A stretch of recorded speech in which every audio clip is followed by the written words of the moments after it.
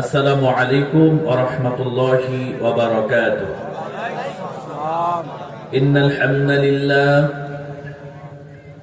ইন্নাল হামদালিল্লাহি নাহমাদুহু ওয়া নাস্তাঈনুহু ওয়া নাস্তাগফিরুহু ওয়া নু'মিনু বিহি ওয়া নাতাওয়াক্কালু আলাইহি ونعوذ بالله من شرور أنفسنا ومن سيئات أعمالنا من يهده الله فلا مضل له ومن يضلل فلا هادي له أي فلن تجد له وليا مرشدا ونشهد أن لا إله إلا الله وحده لا شريك له والذي لا ضد له ولا ند له لا مثل له ولا مثيل له لا وزير له ولا كفيل له لا شبه له ولا شبيه له لا ولد له ولا والد له وهو الواحد الفرد الصمد لم يلد ولم يولد ولم يكن له كفوا أحد ونشهد أن سيدنا ونبينا وحبيبنا وبشيرنا ونذيرنا وطبيبنا وطبيب أرواحنا وحبيبنا وحبيب ربنا محمدا عبد الله ورسوله الذي أرسله بالحق بشيرا ونذيرا وداعيا إلى الله بإذنه وسراجا منيرا أما بعد فقد قال الله تعالى في كلامه المجيد والفرقانه الحميد সকলে আমার সঙ্গে আওয়াজ দিয়ে পড়েন আউযু বিল্লাহি মিনাশ শাইতানির রাজীম বিসমিল্লাহির রাহমানির রাহিম ইন্নাল্লাহা ওয়া ملائكته يصلون على النبي يا أيها الذين آمنوا صلوا عليه وسلموا تسليما اللهم صل على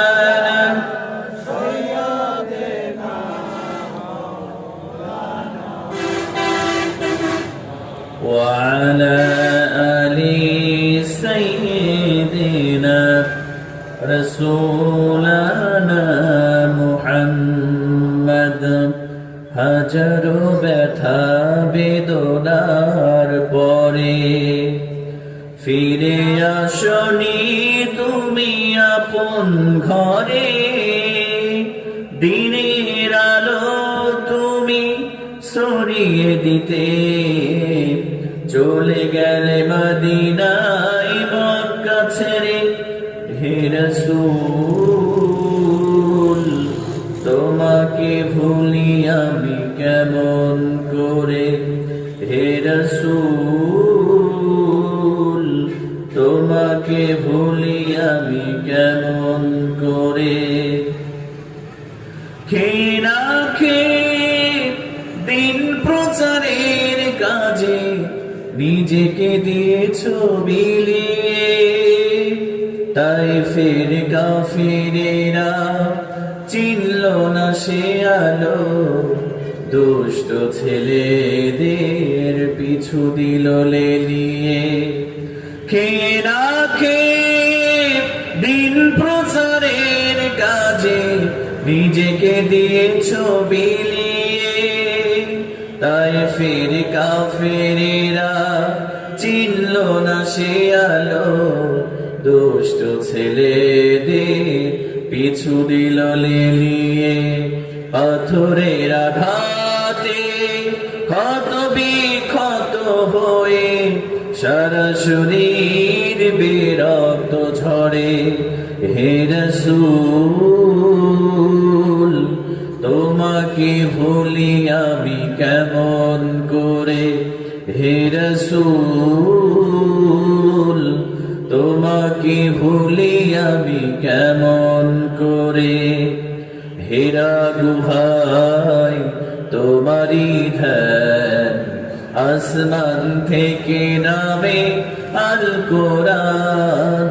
বাংলো সবার ভুল তোমারি উপরে, আসলো কোরআনের ছায়া তলে। খালিদ ওমর আলী আবু বকর ইসলামী ঝান্ডা নিল যে তুলে। আল্লাহ আমিন তুমি ছিলে যে সদা সকল মানুষের তরে। হে রাসূল তোমাকে ভুলি আমি কেমন করে। হে রাসূল তোমাকে ভুলি আমি কেমন করে। হে রাসূল তোমাকে ভুলি আমি কেমন করে। সবাই একটু জিকির করেন লা ইলাহা। আল্লাহ নামের জিকির করবে যারা, আল্লাহর কাছে প্রিয় তারা। আল্লাহর কাছে প্রিয় যারা, জান্নাতে প্রবেশ করবে তারা। জোরে লা ইলাহা ইল্লাল্লাহ, লা ইলাহা ইল্লাল্লাহ। রজব শাবানে বরকত দাও, রমজান মাসে গুনাহ ঝরাও। রজব শাবানে বরকত দাও, রমজান মাসে গুনাহ ঝরাও। সপ্তাহ জুড়ে তুমি বরকত দাও, জুমার দিনেতে গুনাহ ঝরাও। জুমার দিনেতে গুনাহ ঝরাও। লা ইলাহা ইল্লাল্লাহ, লা ইলাহা, লা ইলাহা ইল্লাল্লাহ মুহাম্মাদুর রাসূলুল্লাহ সাল্লাল্লাহু আলাইহি ওয়াসাল্লাম। পাবনা জেলার ঐতিহ্যবাহী ভবানীপুর যুব সমাজ সভাপতি হযরত মাওলানা মুহাম্মদ শরীফুল ইসলাম সাহেব, সাবেক খতিব ভবানীপুর কেন্দ্রীয় জামে মসজিদ। আমরা আল্লাহ পাকের কাছে প্রিয় ভাইজানের জন্য দোয়া করি, আল্লাহ পাক সুবহানাহু ওয়া তাআলা যেন তিনার নেক হায়াতকে বৃদ্ধি করে দেন। আমরা সকলে করি আল্লাহুম্মা আমিন। মঞ্চ উপবিষ্ট সম্মানিত ব্যক্তিবর্গ এবং আমার সামনে উপবিষ্ট শ্রদ্ধাভাজন মুরব্বিয়ানি কেরাম, আমার কলিজার টুকরা তরুণ এবং যুবক ভাইয়েরা, বিশেষ করে অত্র এলাকার আমার খেলার সাথী যারা, তাদেরকে আন্তরিক মোবারকবাদ জানাচ্ছি। এবং পর্দার অন্তরালের আবেদা সালিহা সম্মানিতা মা এবং বোনেরা, আপনারা সবাই কেমন আছেন? আমাদেরকে ভালো রেখেছেন কে? আর একটু জোরে বলেন না কে? আমাদেরকে যে আল্লাহ পাক ভালো রেখেছেন, আমাদেরকে সুস্থতার মতো শ্রেষ্ঠ নিয়ামত দিয়ে এই জান্নাতের বাগানে আসার তৌফিক দান করেছেন। এজন্য আমরা সকলে সেই রবের দরবারে আমরা শুকরিয়া আদায় করছি। আমরা সকলেই পড়ে নিচ্ছি কালিমাতুশ শুকুর, আলহামদুলিল্লাহ। আমরা প্রশংসা আদায় করলাম কার? আর একটু জোরে বলেন না কার? আল্লাহর নাম নিতে কি কষ্ট হচ্ছে? আল্লাহর নাম নিলে অন্তরের মধ্যে একটু ভালো লাগা কাজ করে কিনা? অবশ্য একজন মুমিন যখন আল্লাহর নাম নেয়, একজন মুমিন যখন আল্লাহর নামে জিকির করে, আল্লাহ পাক সুবহানাহু ওয়া তাআলা তার ঈমানটাকে আল্লাহ পাক বৃদ্ধি করে দেয়। জোরে বলেন সুবহানাল্লাহ। এজন্য সেই রবের নাম নিলে আমাদের কোনো হতাশা নেই, আমাদের কোনো দুঃখ নেই, আমাদের কোনো কষ্ট নেই। যে রবকে আমরা যদি প্রাণ খুলে একবার ডাকতে পারি, আল্লাহ পাক আমাদের সমস্ত হতাশা, সমস্ত স্যাডনেস, সমস্ত দুঃখ দুর্দশা গুলো আল্লাহ নিমেষের মধ্যেই আল্লাহ দূর করে দিবে। জোরে বলেন সুবহানাল্লাহ। এজন্য আল্লাহ পাক সুবহানাহু ওয়া তাআলা বলছেন, বান্দা লা ইন শাকারতুম লা আযীদান্নাকুম ওয়া লা ইন কাফারতুম ইন্না আযাবি লাশাদীদ। আমার গোলামেরা বেশি বেশি করে যদি আমার শুকরিয়া তোমরা আদায় করতে পারো, তাহলে আমি আল্লাহ তোমার জন্য আমার নিয়ামতকে বাড়াই দেব। জোরে বলেন সুবহানাল্লাহ।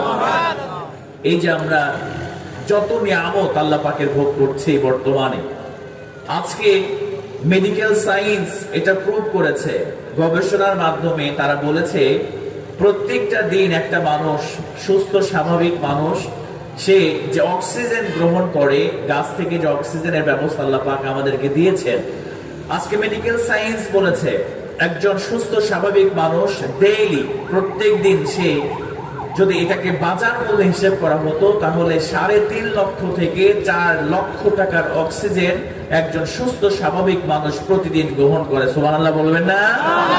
তাহলে এই টাকাটা যদি আল্লাহকে ডেবিট কার্ড, ক্রেডিট কার্ড বা বিকাশ বা নগদের মাধ্যমে যদি পেমেন্ট করা লাগতো, তাহলে কি আমরা কেউ বাঁচতে পারতাম?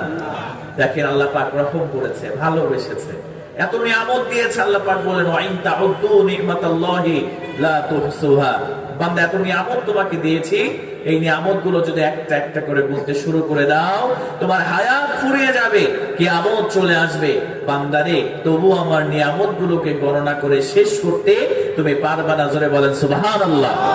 এজন্য সব সময় সেই রবের প্রশংসা করার দরকার আছে না নাই? সব সময় আল্লাহর প্রশংসা করবে, আল্লাহ নিয়ামতকে বাড়িয়ে দিবে। এজন্য প্রিয় ভাইরা, আমরা সদা সর্বদা, মানুষের জীবনে কষ্ট থাকবে, মানুষের জীবনে দুঃখ থাকবে, এই পৃথিবীতে 100% কোনো মানুষ সুখী হতে পারবে? কোনো না কোনো সাইড আল্লাহ পাক তাকে দুশ্চিন্তা দিবে, তাকে কষ্ট দিবে।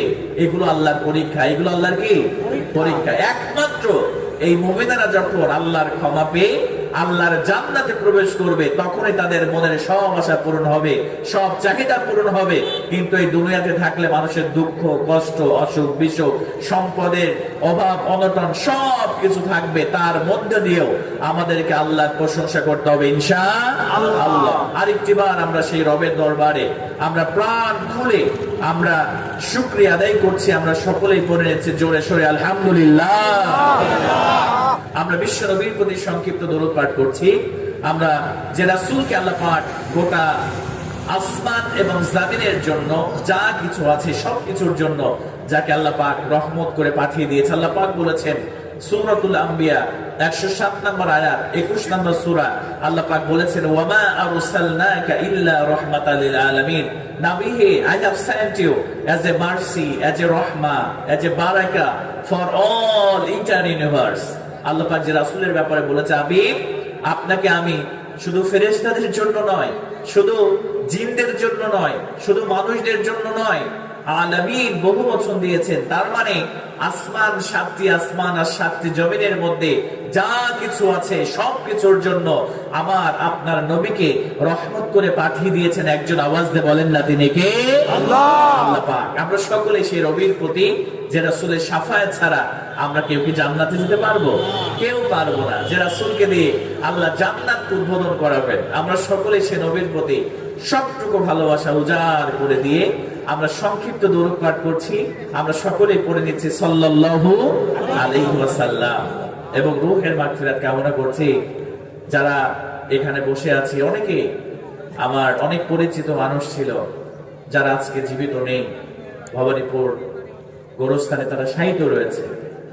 আল্লাহর কাছে দোয়া করে আল্লাহ পাক আজকের এই ভবানীপুরের যুব সমাজ এলাকাবাসী মিলে যে তাফসীরুল কুরআন মাহফিলের আয়োজন করেছে, ইয়া রব আজকের এই ভালো কাজের বিনিময়ে এই অত্র এলাকা থেকে যারা কবরস্থ হয়েছে, ইয়া রাব্বাল আলামিন তাদের কবরকে তুমি জান্নাতের টুকরায় পরিণত করে দাও। আমরা সকলেই করি আল্লাহুম্মা আমিন।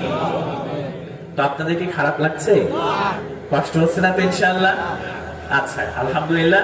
যদি কষ্ট না হয় তাহলে আমরা আজকের এই সুন্দর রজনীতে আমরা একটি কিতাব থেকে কথা শুনবো। সবাই একটা আওয়াজ দিয়ে বলেন তো সেই কিতাবের নাম কি? আর একটু জোরে বলেন না, সেই কিতাবের নাম কি? একটু কথা বলতে হবে। কথা না বললে আসলে ওয়াজ করাটা কঠিন হয়ে যায় বক্তার জন্য।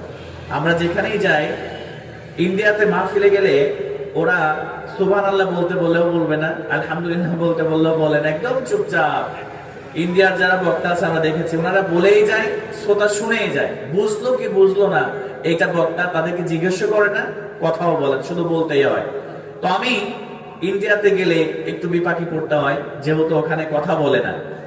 আবার মাঝে মাঝে চায়ের বিরতি দেয়, বক্তা ওয়াজ করছে, চা দেয়, মুড়ি খাইতে দেয়, তারপরে খাবারের আয়োজন করে, তাবরকের ব্যবস্থা আবার দেখে নিয়ে খাওয়ায়, এক গ্রুপ বসায় দেয় আর এক গ্রুপ আসে, মানে ভ্যারাইটিস একটা সিস্টেম।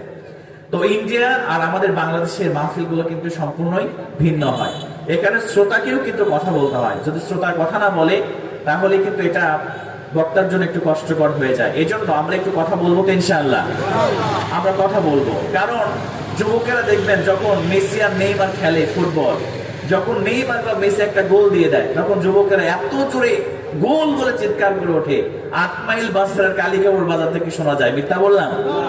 যখন ক্রিকেট খেলা হয়, একটা 6 হয় বা একটা 4 হয়, তখন দেখবেন যুবক ভাইরা এত জোরে 6 বলে চিৎকার দেয়। আচ্ছা, 6 বললে বা 4 বললে বা গোল বললে আল্লাহ মনে হয় আমল নামায় 100টা সওয়াব দেয়। কি বলেন আপনারা? 50টা তো দেয়, একটা তো দেয়, একটাও দেয় না।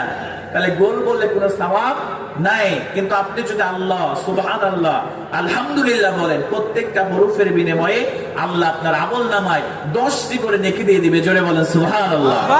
তাহলে সুবহানাল্লাহ বলা যাবে তো ইনশাআল্লাহ? আলহামদুলিল্লাহ বলা যাবে তো ইনশাআল্লাহ? ইনশাআল্লাহ। তাহলে আমরা একটি কিতাব থেকে কথা শুনতে এসেছি। সবাই একটু জোরে সরে আওয়াজ দিয়ে বলবেন তো সেই কিতাবের নাম কি? আর একটু জোরে। আল কোরআন। আল্লাহ পাক এমন একটি অথেন্টিক কিতাব দিয়েছে। This is the book about which there is no doubt, a guidance for those conscious of Allah. আল্লাহ পাক বললেন, বান্দা, আলিফ লাম মিম এগুলোকে হুরুফে মুকাত্তাআত বলা হয়। ওয়াল্লাহু আ'লামু বিমুরাদিহি, এর অর্থ কি হবে, এর উদ্দেশ্য কি হবে, মুফাসসির একরামগণ বলেছেন এটা আল্লাহ ছাড়া আর কেউ জানে না। আল্লাহ পাক এবার বললেন, যালিকাল কিতাবু লা রাইবা ফীহি হুদাল লিল মুত্তাকিন, এমন একটি কিতাব আমি তোমাদেরকে দিয়েছি, এই কোরআনের মধ্যে কোনো সন্দেহ নেই, এই কোরআনের মধ্যে কোনো ভুল নেই। এই কোরআনের মধ্যে যারাই ভুল ধরতে আসবে, আল্লাহ পাক তাদেরকে তাদের জীবনের ভুলগুলো ধরিয়ে দিয়ে আল্লাহ তাদেরকে জান্নাতি বানাই দিবে। জোরে বলেন সুবহানাল্লাহ। আল্লাহ পাক বললেন, যালিকাল কিতাবু লা রাইবা ফীহি, এই কোরআনের মধ্যে কোনো সন্দেহ নেই, কোনো ভুল নেই, হুদাল লিল মুত্তাকিন, আর এই কোরআনটা হচ্ছে মুত্তাকিনদের জন্য, পরহেজগারদের জন্য হেদায়েতের মশাল। আল্লাহ পাক তাদেরকে কোরআনের মাধ্যমে হেদায়েত দিয়ে আল্লাহর জান্নাত পর্যন্ত পৌঁছায় দিবে। জোরে বলেন সুবহানাল্লাহ। এজন্য আমার সম্মানিত প্রিয় ভাইয়েরা, আমার এলাকাবাসী যারা আছেন, আমরা আজকের এই রজনীতে এই কোরআন থেকে চমৎকার কিছু মূল্যবান কথা শুনবো এবং মনে মনে চিন্তা করব যে আজকে যে কথাগুলো কোরআন সুন্নাহ মোতাবেক হবে, আমার জীবনের সঙ্গে খারাপ গুণগুলো যদি মিলে যায়, কোরআন সুন্নাহ বিরোধী কোনো কর্মকাণ্ড যদি আমার সঙ্গে মিলে যায়, আমি এটা ছুঁড়ে ফেলে দিব। আর যেগুলোই কোরআন এবং সুন্নাহ মোতাবেক কথা হবে, আমি চেষ্টা করব সেইগুলোকে আমার জীবনে বাস্তবায়ন করার জন্য। রাজি আছি তো ইনশাআল্লাহ?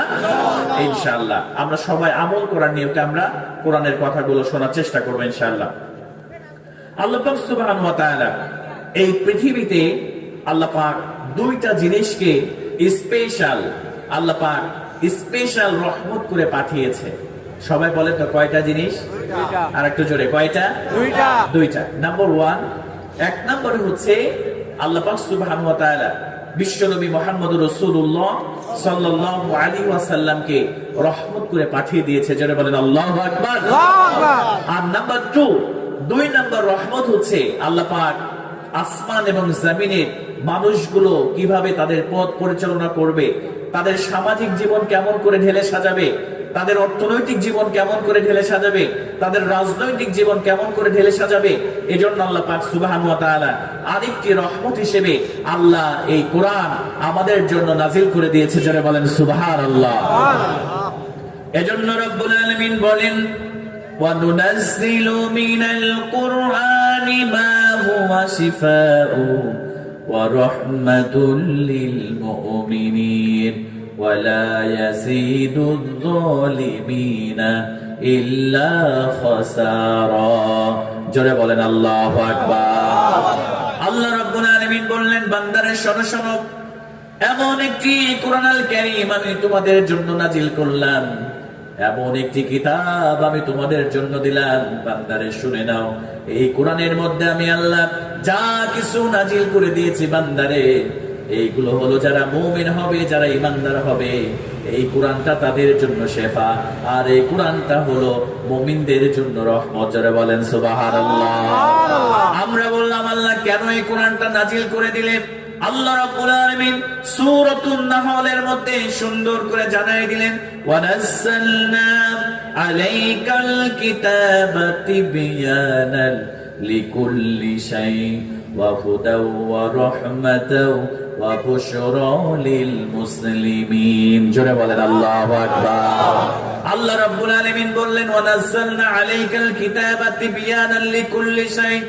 আল্লাহ রাব্বুল আলামিন বলেন, বান্দারে এই কোরআনুল কারীমটা আমি নাজিল করলাম, এমন একটি কিতাব আমি তোমাদের জন্য দিলাম, তোমার ব্যক্তিগত জীবন তুমি কেমন করে সাজাবে, তোমার সামাজিক জীবন কেমন করে সাজাবে, তোমার রাষ্ট্রীয় জীবন কেমন করে সাজাবে, তোমার অর্থনৈতিক জীবন কেমন করে সাজাবে বান্দারে, তিবিয়ানান লিকুল্লি শাই। আমি আল্লাহ রাব্বুল আলামিন এই কোরআনের মধ্যে সব কিছু দিয়ে আমি নাজিল করে দিয়েছি। জোরে বলেন সুবহানাল্লাহ। আল্লাহ রাব্বুল আলামিন বললেন, শুধু তাই নয়, আমি আল্লাহ এমন একটি কোরআন তোমাদের জন্য নাজিল করলাম, ওয়া হুদাও ওয়া রাহমাতাও ওয়া বুশরা লিল মুসলিমিন। এই কোরআনটা যারা মুসলমান হবে, যারা আত্মসমর্পণকারী হবে, আল্লাহ রাব্বুল আলামিন বললেন, বান্দারে শুনে নাও, আমি আল্লাহ যে কোরআনটা দিলাম, এই কোরআনটা তোমাদের হেদায়েতের জন্য যথেষ্ট, তোমাদের জন্য সুসংবাদ। আর এই কোরআনুল কারীমটা আমি আল্লাহ রাব্বুল আলামিন তোমাদের জন্য রহমত করে নাজিল করে দিয়েছে। জোরে বলেন সুবহানাল্লাহ। এজন্য আমার মুসলমান প্রিয় ভাইরা, আপনি শুনলে আশ্চর্য হয়ে যাবেন, আল্লাহ রাব্বুল আলামিন যে কোরআনুল কারীম আমাদের জন্য দান করলেন, এই কোরআনুল কারীমটা কেমন রহমত করে আল্লাহ পাঠিয়ে দিয়েছেন। বিশ্বনবী সাল্লাল্লাহু আলাইহি ওয়াসাল্লাম বললেন, এই পৃথিবীতে আল্লাহ রাব্বুল আলামিন তিনটা জিনিসের দিকে নজর করলে রব্বুল আলামিন তার আমলনামায় তাকানোর সঙ্গে সঙ্গে আল্লাহ রাব্বুল আলামিন সওয়াব দিয়ে দেয়। জোরে বলেন সুবহানাল্লাহ। সবাই বলেন না কয়টা জিনিস? আরেকটু জোরে, কয়টা? বিশ্বনবী বললেন, আন-নাযারু ইলা সালাসাতি আশিয়া ইবাদাত।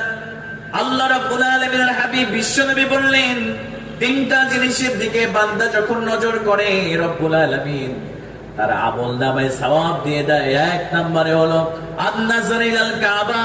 আল্লাহর কোন বান্দা বান্দি যদি মক্কায় গিয়ে কাবার দিকে নজর করে, বিশ্ব নবী সাল্লাল্লাহু আলাইহি ওয়াসাল্লাম বললেন, আল্লাহর ঘর বাইতুল্লাহ কাবার দিকে নজর করার সঙ্গে সঙ্গে আল্লাহ রাব্বুল আলামিন তার জীবনের অসংখ্য সগীরা গুনাহ মাফ করে দেয়। আল্লাহ চোখের গুনাহগুলো মাফ করে দিয়া তার আমলনামায় সওয়াব দিয়ে দেয়। জোরে বলেন সুবহানাল্লাহ। এরপরে সাহাবায়ে কেরাম বলেন, ইয়া রাসূলুল্লাহ, ইয়া হাবিবাল্লাহ, দুই নম্বরে কোন জিনিসের দিকে তাকালে সওয়াব? আল্লাহ নবী বিশ্ব নবী সাল্লাল্লাহু আলাইহি ওয়াসাল্লাম বললেন, সাহাবীরা শুনে নাও, দুই নম্বরে হলো আন-নাযার ইলাল ওয়ালিদাইন। যার আব্বা আম্মা বেঁচে আছে, আব্বা আম্মার দিকে কোন সন্তান যদি নেক নজরে তাকায়, আল্লাহ নবী বিশ্ব নবী সাল্লাল্লাহু আলাইহি ওয়াসাল্লাম বললেন, কোন সন্তান যদি তার মা বাবার দিকে নেক নজরে তাকায়, রব্বুল আলামিন ওই সন্তানের আমল নামায় একটা কবুল হজের সওয়াব আল্লাহ রাব্বুল আলামিন লিপিবদ্ধ করে দিবে। জোরে বলেন সুবহানাল্লাহ। আমার প্রিয় ভাইরা, আজকে বর্তমানে হজ করতে গেলে 6 লক্ষ টাকা প্রয়োজন হয়। হজ করার জন্য 6 লক্ষ টাকা প্রয়োজন হয়। এরপরে কায়িক পরিশ্রম, শারীরিক পরিশ্রম, রাত জেগে দিনের মধ্যে কত কার্যকলাপগুলো সমাধান করতে হয়। তাইফের ময়দানে গিয়ে অবস্থান করতে হয়, মিনায়, এরপরে মিনায় গিয়ে অবস্থান করতে হয়, বিভিন্ন জায়গায় আরাফাতের ময়দানে অবস্থান করতে হয়। এতগুলো কাজ কার্যক্রম করার পরে কেউ বলতে পারবে না আমার হজটা কবুল হয়েছে কিনা। কথা বলেন ঠিক কিনা? কারণ বলার ক্ষমতা নেই আমার হজটা কবুল হয়েছে কিনা। এত টাকা খরচ করে 45 দিন মক্কা মদিনায় অবস্থান করে আমার বলার ক্ষমতা নাই আমার হজ কবুল হয়েছে কিনা। আর আল্লাহ নবীজি বললেন, ও আমার সাহাবীরা ভালো করে শুনে নাও, কোন সন্তান যদি মা বাবার দিকে নেক নজরে তাকায়, যে হজ কবুল হয়ে গিয়েছে, ওই কবুল হজের সওয়াব ওই সন্তানের আমল নামায় দিয়ে দেওয়া হয়। জোরে বলেন সুবহানাল্লাহ। আল্লাহ নবীর একজন সাহাবী বললেন, ইয়া রাসূলুল্লাহ, ইয়া হাবিবাল্লাহ, একজন ব্যক্তি যদি একবার নয় 10 বার নজর করে বাবা মার দিকে, আল্লাহ নবী বললেন, ও আমার সাহাবীরা, আল্লাহর সওয়াবের কোনো ঘাটতি নাই। আল্লাহ রাব্বুল আলামিনের কোনো বান্দা যদি 10 বার নজর করে, আল্লাহ রাব্বুল আলামিন তার আমল নামায় 10টা কবুল হজের সওয়াব আল্লাহ রব্বুল আলামিন লিপিবদ্ধ করে দেয়। জোরে বলেন সুবহানাল্লাহ।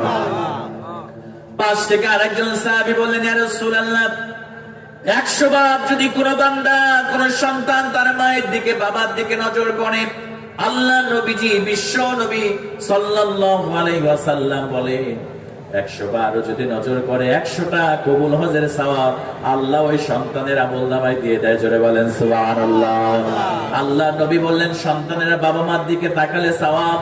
এরপরে বিশ্ব নবী সাহাবায়ে কেরাম বললেন, ইয়া রাসূলুল্লাহ, 3 নম্বরে কোন জিনিসের দিকে তাকালে সওয়াব? আমার নবীজি বললেন, আন-নাযার ইলাল কুরআন ওয়া মাযাবিরা।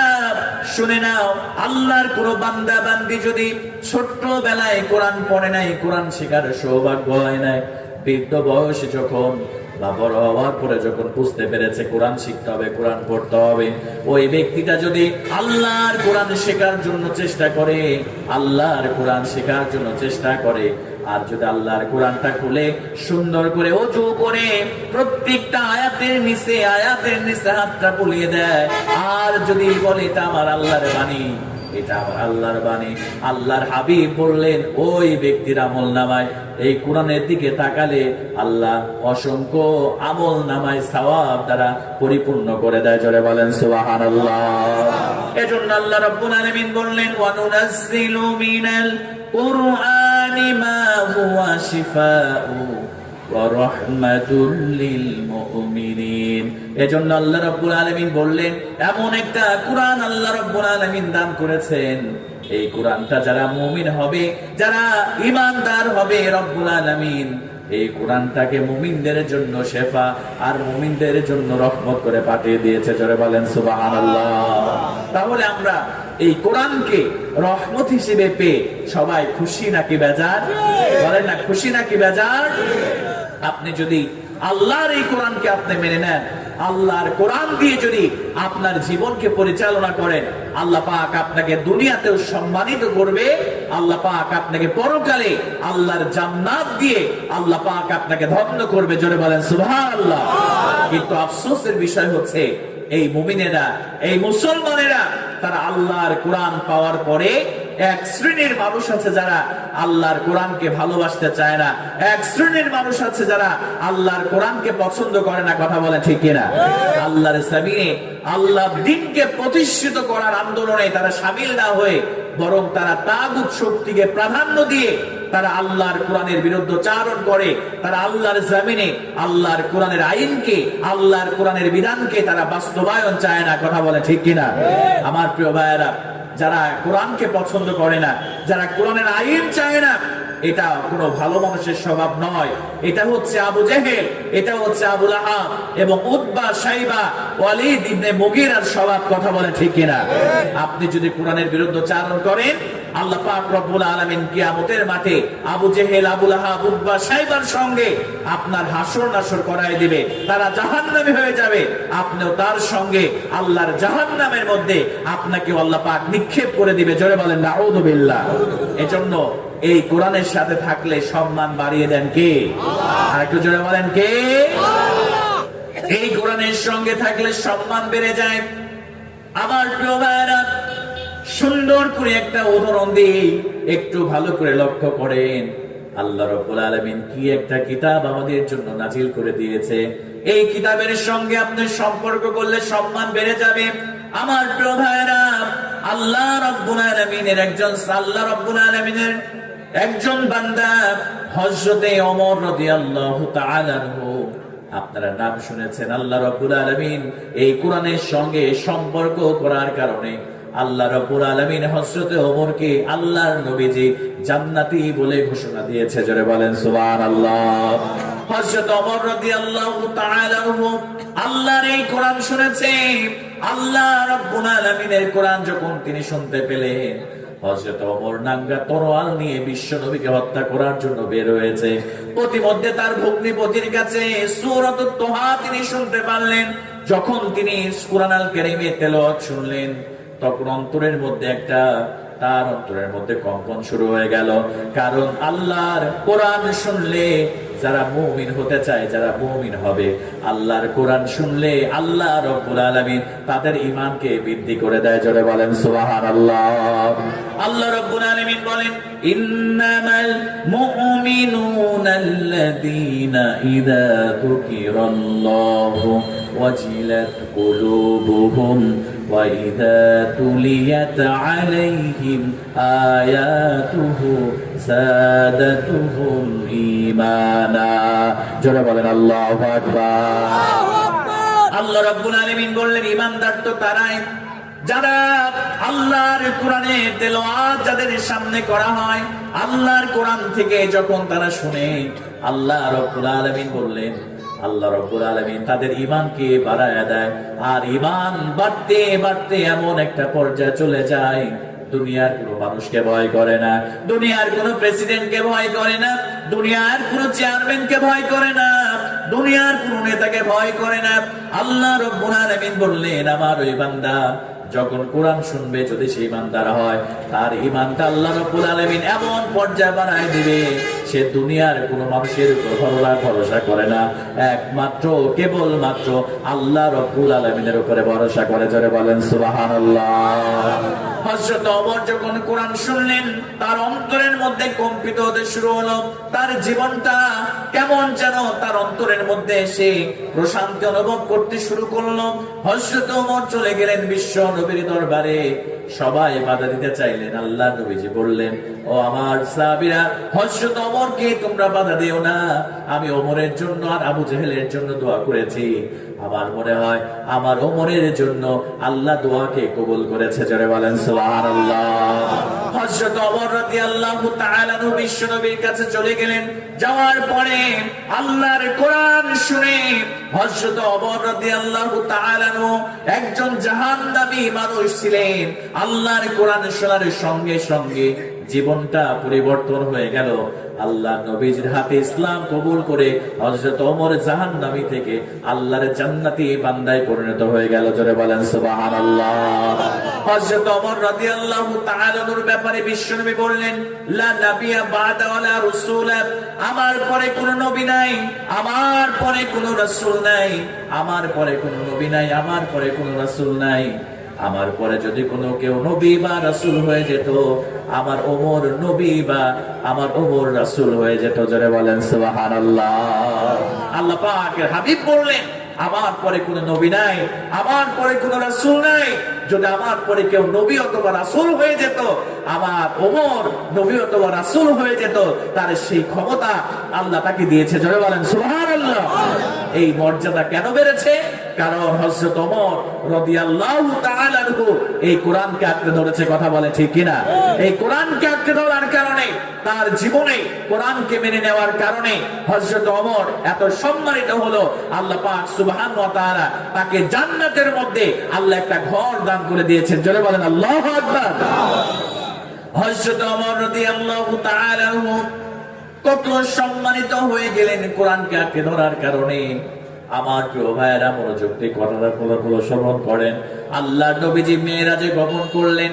বিশ্ব নবী সাল্লাল্লাহু আলাইহি ওয়াসাল্লাম যখন তিনি জান্নাতের মধ্যে, আল্লাহ নবীজি ঘুরে ঘুরে জান্নাতের নাজ নিয়ামত গুলো দেখতেছেন। কারণ জান্নাতের মধ্যে আল্লাহ রাব্বুল আলামিন এত সুন্দর সুন্দর নাজ নিয়ামত সৃষ্টি করে রেখেছে।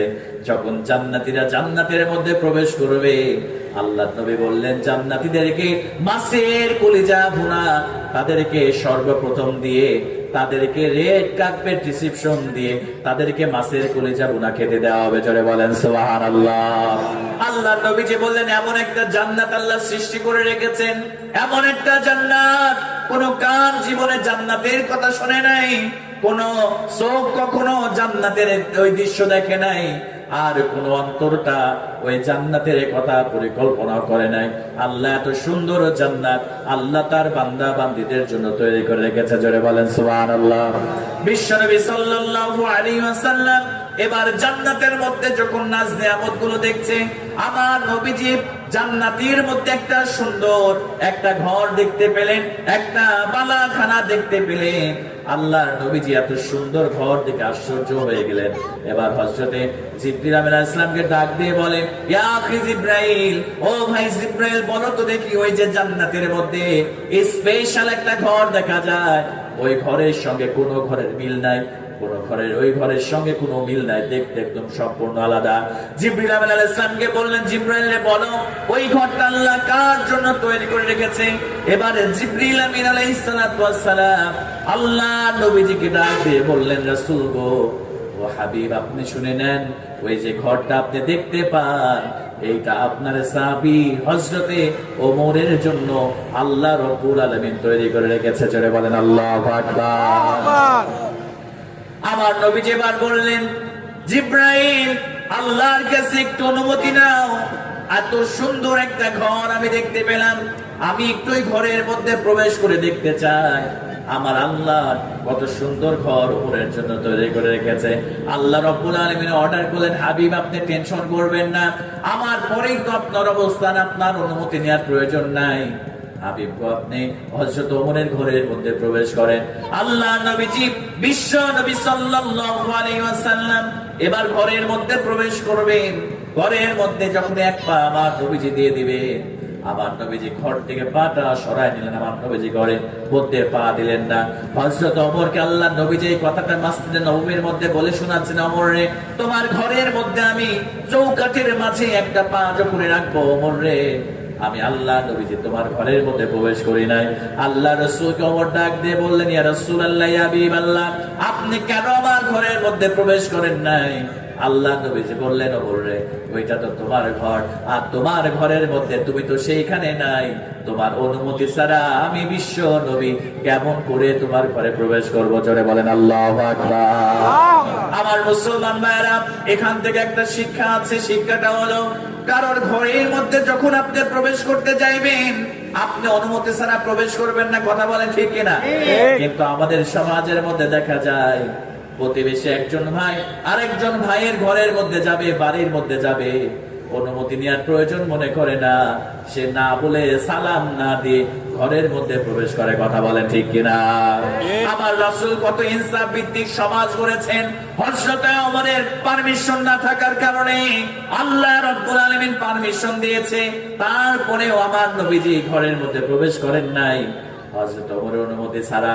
এজন্য এই ঘটনা থেকে শিক্ষা হলো, আমরাও যদি সম্মানিত হতে চাই, আমরা যখন কারোর ঘরের মধ্যে প্রবেশ করব, কারো বাড়িতে, সে যতই আমার আত্মীয় হোক, সে যতই আমার মা হোক, বাবা হোক, আমার নিজের বাড়ি হোক, আল্লাহ নবী শিখিয়েছে, যখন তোমরা ঘরের মধ্যে প্রবেশ করবে, বাড়ির মধ্যে প্রবেশ করবে, সুন্দর করে একটা সালাম দিয়ে তারপরে প্রবেশ করবে। কথা বলেন ঠিক কিনা?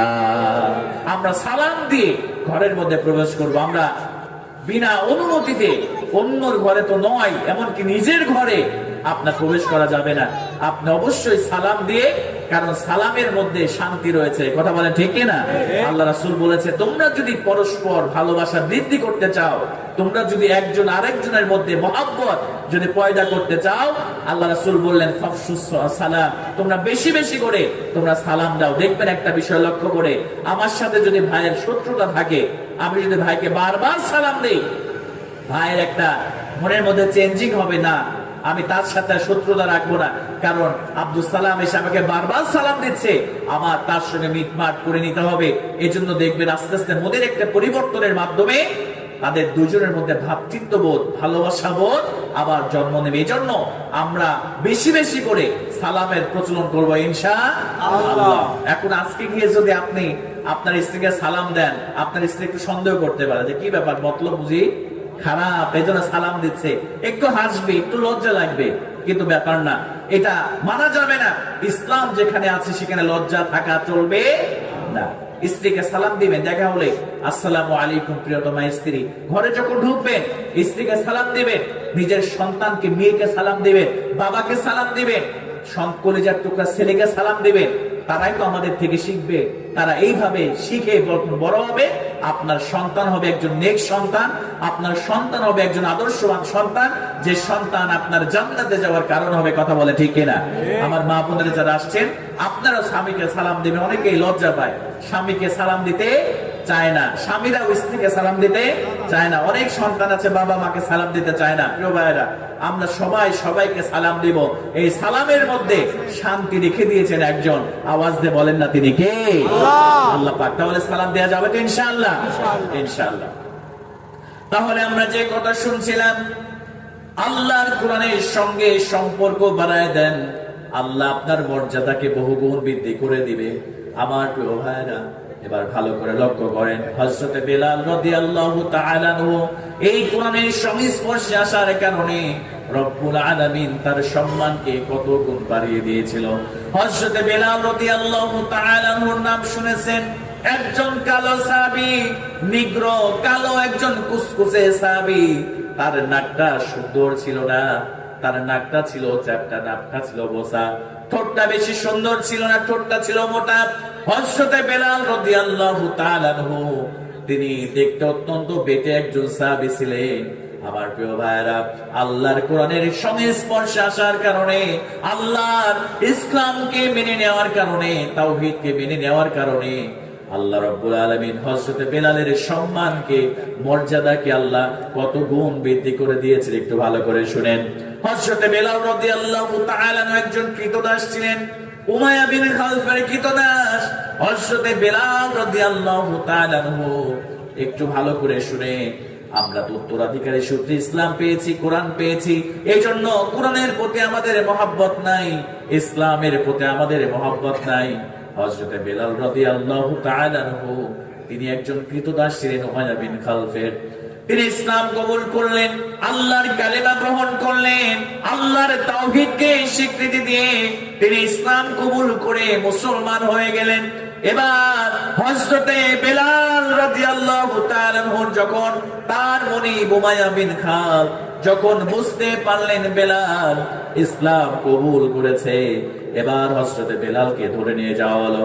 উমাইয়া বিন খালফ বললেন, বেলাল রে, এখনো সময় আছে রে বেলাল, তুমি ইসলাম ছেড়ে দাও, কোরআনকে ছেড়ে দাও, নবী মুহাম্মদকে ছেড়ে দাও, তাহলে তোমাকে ছেড়ে দেওয়া হবে, তোমাকে কষ্ট দেওয়া হবে না।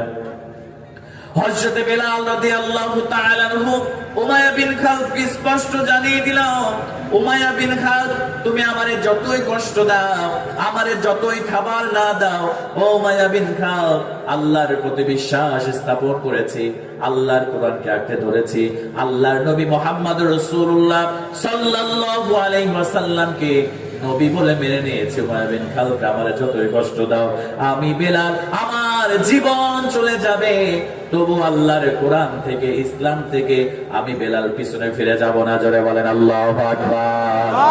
হযরত বেলাল রাদিয়াল্লাহু তাআলা আনহু যখন এই কথা বললেন, এবার উমাইয়া বিন খালফ হযরত বেলালকে ধরে নিয়ে যাওয়ার পরে মরুভূমির উত্তপ্ত বালির উপরে, ও আমার কলিজার টুকরা প্রিয় ভাইরা, মরুভূমির উত্তপ্ত বালির উপরে, এবার আমি উমরাতে গিয়েছিলাম, আপনারা অনেকে হয়তো বা জানেন, যখন গাড়িটা এসি বাসের মধ্যে করে মক্কা থেকে মদিনার পথে যখন অগ্রসর হলাম, চারিদিকে শুধু ধুধু বালি, চারিদিকে শুধু বালি, আর কোথাও কোনো গাছ নাই।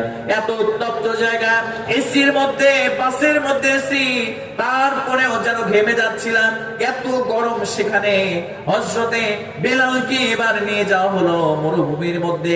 মরুভূমির মধ্যে নিয়ে যাওয়ার পরে হযরতে বেলালকে আবার আলটিমেটাম দিল, বেলাল এখনো সময় আছে, ইসলাম থেকে, আল্লাহর কোরআন থেকে তুমি পিছনে ফিরে যাও। হযরতে বেলাল রাদিয়াল্লাহু তাআলা আনহু উমাইয়া বিন খালদকে আবার উদ্দেশ্য করে বলল, ও উমাইয়া বিন খালদ, আমাকে তুমি যদি হত্যা করে ফেলো, আমি বেলাল ইসলাম থেকে পিছনে ফিরে যাব না। আমার প্রিয় ভাইরা, এবার উমাইয়া বিন খালদ তার মনে কি করলো, হযরতে বেলালকে এবার উলঙ্গ করে দিয়ে উত্তপ্ত বালির উপরে শুইয়ে দিল। হযরতে বেলাল যেন নড়াচড়া করতে না পারে, এজন্য তার হাতের উপরে, পায়ের উপরে পাথর দিয়ে দেয়া হলো, তার বুকের উপরে পাথর দিয়ে দেওয়া হলো। হযরতে বেলালকে খেতে দেয় না, পেটটা যেন পিঠের সঙ্গে লেগে গিয়েছে। উমাইয়া বিন খালদ এবার ডাক দিয়ে বলে, বেলাল এখনো সময় আছে রে বেলাল, ও বেলাল এখনো সময় আছে রে বেলাল, এখনো ইসলাম থেকে পিছনে ফিরে আয়। হযরতে বেলাল শাহাদাত আঙ্গুলটা উঁচু করে দিয়ে বলে, আহাদা, আমি এক আল্লাহর প্রতি বিশ্বাস স্থাপন করেছি, এক আল্লাহর প্রতি ঈমান এনেছি, রাসূলের প্রতি ঈমান এনেছি, কোরআনকে আঁকড়ে ধরেছি। আমি বেলাল আল্লাহর পথ থেকে, নবীর পথ থেকে আমি বেলাল বিন্দু মাত্র পিছনে ফিরে যাব না। জোরে বলেন আল্লাহু আকবার। ও নবীর উম্মতেরা, আজকে ভালো লাগে না ইসলাম, আজকে কোরআন ভালো লাগে না, নবীর সুন্নাহ ভালো লাগে না, নামাজ ভালো লাগে না, কোরআন ভালো লাগে না। আমরা উত্তরাধিকারী সূত্রে আমরা ইসলাম পেয়েছি, এজন্য ভালো লাগে না। হযরতে বেলাল এবার যখন আহাদ আহাদ বলতে শুরু করলো, হযরতে বেলালকে এবার খেজুর গাছের কাঁটা নিয়ে এসে হযরতে বেলালের জিহ্বার মধ্যে খেজুরের কাঁটা গুলো উমাইয়া বিন খালদ ঢুকিয়ে দেয়, আর বলে, বেলাল দেখো সময় আছে রে বেলাল, ইসলাম ছেড়ে দে, কোরআনকে ছেড়ে দে, আল্লাহর নবী মুহাম্মদকে ছেড়ে দে রে বেলাল, তাহলে তোকে ছেড়ে দেওয়া হবে, মুক্ত করে দেওয়া হবে। হযরতে বেলাল কথা বলতে পারে না, আল্লাহর আসমানের দিকে তাকায় শুধু আঙ্গুলটা উঁচু করে বুঝাতে চায়, রে উমাইয়া বিন খালদ, আমার যদি জীবনটা নিয়ে নি, তবু আমি আল্লাহর কোরআন থেকে, নবীর পথ থেকে, ইসলামের পথ থেকে আমি পিছনে ফিরে যাব না।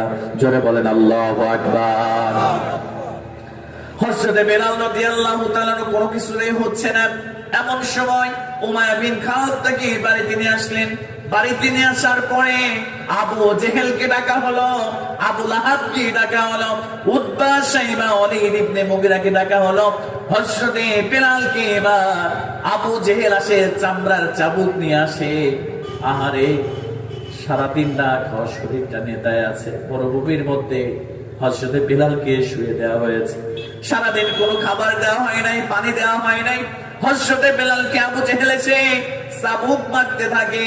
কালো একজন সাহাবী রক্তগুলো যখন একটা করে চাবুক দেয়, রক্তগুলো পড়ে পড়ে জমিনটা ভিজে যেতে শুরু হলো, রক্তগুলো ফিনকি দিয়ে বের হয়ে যায়। হযরত আবু জেহেল ক্লান্ত হয়ে যায়। হযরতে আবু জেহেল যখন ক্লান্ত হয়ে গেল, কাফের যখন ক্লান্ত হয়ে যায়, হযরতে বেলাল রাদিয়াল্লাহু তাআলা তখন ইসলাম থেকে ফিরে আসে নাই। এবার আবু লাহাব, উতবা, শাইবা আসে, সবাই চাবুক মারতে মারতে ক্লান্ত হয়ে যায়। এবার গলার সঙ্গে রশিটা বেঁধে বলে, বেলাল রে, এখনো সময় আছে রে বেলাল, ইসলাম থেকে ফিরে আয়, কোরআন থেকে ফিরে আয়। হযরতে বেলাল রাদিয়াল্লাহু তাআলার একটা কথা, আল্লাহর কোরআনকে আঁকড়ে ধরেছি, নবী মুহাম্মাদের পথ ধরেছি, এই পথ থেকে আমি বেলাল জীবন চলে যাবে, তবু আমি ফিরে যাব না। এবার সবাই মিলে আগুনের অঙ্গার জ্বালানো হলো, সবাই মিলে আগুন জ্বালানো হলো। আগুন জ্বালানোর পরে হযরতে বেলালকে আগুনের মধ্যে, উত্তপ্ত আগুনের মধ্যে ছেড়ে দেওয়া হলো। হযরতে বেলাল রাদিয়াল্লাহু তাআলার মাংসগুলো গলে গলে পড়তে শুরু করলো। হযরতে বেলালের চর্বিগুলো গলে গলে পড়তে পড়তে আগুনটা নিভিয়ে গেল। আমার প্রিয় ভাইরা, এই ইসলামটা এমন ভাবে আমাদের মধ্যে এসেছে, আজকে আমরা মুসলমানেরা নামাজ পড়তে চাই না, রোজা করতে চাই না, কোরআন পড়তে চাই না, আমার প্রিয় ভাইরা, হযরতে বেলালকে কষ্ট দেওয়া হয়েছে, ইসলাম থেকে পিছনে ফিরে যায় নাই, আল্লাহর কোরআন থেকে পিছনে ফিরে যায় নাই। এজন্য আমার নবীজি হযরতে বেলাল রাদিয়াল্লাহু তাআলা কে এই দুনিয়া থেকে জান্নাতের সার্টিফিকেট দিয়ে আল্লাহর নবীজি সার্টিফিকেট দিয়েছে। যারা বলেন সুবহানাল্লাহ। এত মর্যাদা এমনি এমনি আসে নাই যুবক ভাইরা। আজকে যুবকেরা নামাজ পড়তে চায় না, দেখবেন একটু সুন্দর চেহারা হলে তাদের মধ্যে অহংকার, তাদেরকে খুঁজে পাওয়া যায় না, মসজিদের বারান্দায় তাদেরকে পাওয়া যায় না। একটু সুন্দর স্মার্ট, একটু সম্পদশালী যদি হয়, তাদেরকে নামাজের জন্য মসজিদে পাওয়া যায় না। আমার কলিজার টুকরা যুবক ভাইয়েরা, হযরতে বেলালের সম্মান আল্লাহ কত গুণ বাড়ায় দিল, একটু ভালো করে লক্ষ্য করেন। আমার নবীজি সাল্লাল্লাহু আলাইহি ওয়াসাল্লাম হযরতে বেলালের মর্যাদা কত গুণ বেড়ে গেল এই কোরআনের সঙ্গে স্পর্শ আসার কারণে, ইসলামের পক্ষে আসার কারণে। আমার নবীজি একদিন মসজিদ নববীর মধ্যে আমার নবীজি দস্তরখানা বিছিয়েছে খাবার খাওয়ার জন্য। বিশ্বনবী সাল্লাল্লাহু আলাইহি ওয়াসাল্লামের কাছে হাদিয়া এসেছে, দামি দামি খাবারগুলো বিশ্বনবী আমার দস্তরখানার মধ্যে সুন্দর করে বিছিয়েছে। সমস্ত সাহাবায়ে কেরাম রাদিয়াল্লাহু তাআলা আনহুরা তারা খাবারগুলো মজা করে খাওয়ার জন্য বসে আছে। এমন সময় ফাজা বেলাল, আল্লাহ নবীজি খেয়াল করলেন মসজিদে নববীর মধ্য দিয়ে আমার সাহাবী, বিশ্ব নবীর সাহাবী হযরতে বেলাল রাদিয়াল্লাহু তাআলা প্রবেশ করলেন। প্রবেশ করার পরে আল্লাহ নবীজি বেলালকে দেখে খুশি হয়ে গেলেন। আমার নবীজি বললেন, বেলাল, ও বেলাল, তুমি এসেছো, আমরা প্রচন্ড খুশি, তুমি আমাদের সঙ্গে খাবার খাও, আমাদের কাছে মজার মজার খাবার আছে রে বেলাল, আমাদের সঙ্গে তুমিও খাবারে অংশগ্রহণ করো। এই কথা শোনার পরে হযরতে বেলাল কান্না শুরু করে দিলেন। ইয়া রাসূলুল্লাহি, ইয়া হাবিবাল্লাহ। আল্লাহ নবীজি যখন ডাকলেন, হযরতে বেলালের চোখ দিয়ে টপ টপ করে পানিগুলো বেয়ে বেয়ে পড়ে দাড়িগুলো ভেজে যায়। আল্লাহ নবীজি আশ্চর্য হয়ে গেলেন, বেলাল রে কেন কান্না করো? ও বেলাল, কেন কান্না করতেছো? তোমার তো খাবারের জন্য, খাবার খাওয়ার জন্য তোমাকে ইনভাইটেশন জানালাম। বেলাল রে কেন কান্না করো? আমি নবীর কথায় তুমি কি কষ্ট পেয়েছো নাকি? এবার হযরতে বেলাল বললেন, ইয়া রাসূলুল্লাহি, ইয়া হাবিবাল্লাহ, হুজুর গো, আমি আশ্চর্য হয়ে গেলাম, আমি বেলালের পরনে তো ভালো পোশাক নাই, আমি বেলালের তো সম্পদ নাই, আমি বেলালের উট নাই, খেজুর বাগান নাই। ইয়া রাসূলুল্লাহ, ইয়া হাবিবাল্লাহ, ইসলাম কবুলের পূর্বে আমি বেলালের দাম মাত্র ছিল 5 দিরহাম।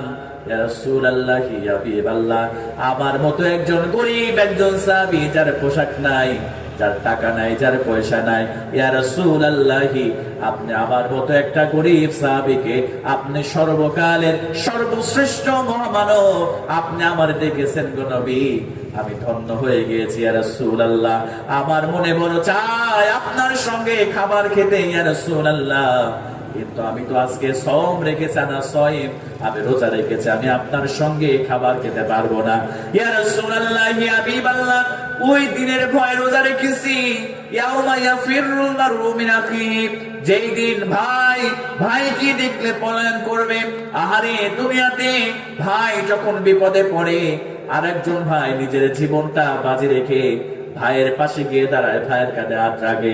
আল্লাহ রাব্বুল আলামিন বললেন, ইয়াউমা ইয়াফিরুল মারউ মিন আখিহি, সেই দিন ভাই কোনো কাজে আসবে না। ওয়া উম্মিহি, মা সন্তানকে দেখে পালাবে। যেদিন মা বলবে, দুনিয়াতে আমার কোনোদিন বিবাহ হয় নাই, এরপরে ওয়াবিহি, বাবা এবার সন্তানকে দেখে পলায়ন করবে। ওয়া সাহিবাতিহি ওয়া বানিহি, আল্লাহ রাব্বুল আলামিন বললেন, এত মধুর সম্পর্ক যে স্ত্রীর সঙ্গে স্বামীকে দেখে, সেই কিয়ামতের দিন স্ত্রী দৌড়তে পালায়ে যাবে। এরপর আল্লাহ রাব্বুল আলামিন বললেন, এত কষ্টের সন্তান সেদিন দৌড় দিয়ে পলায়ন করবে।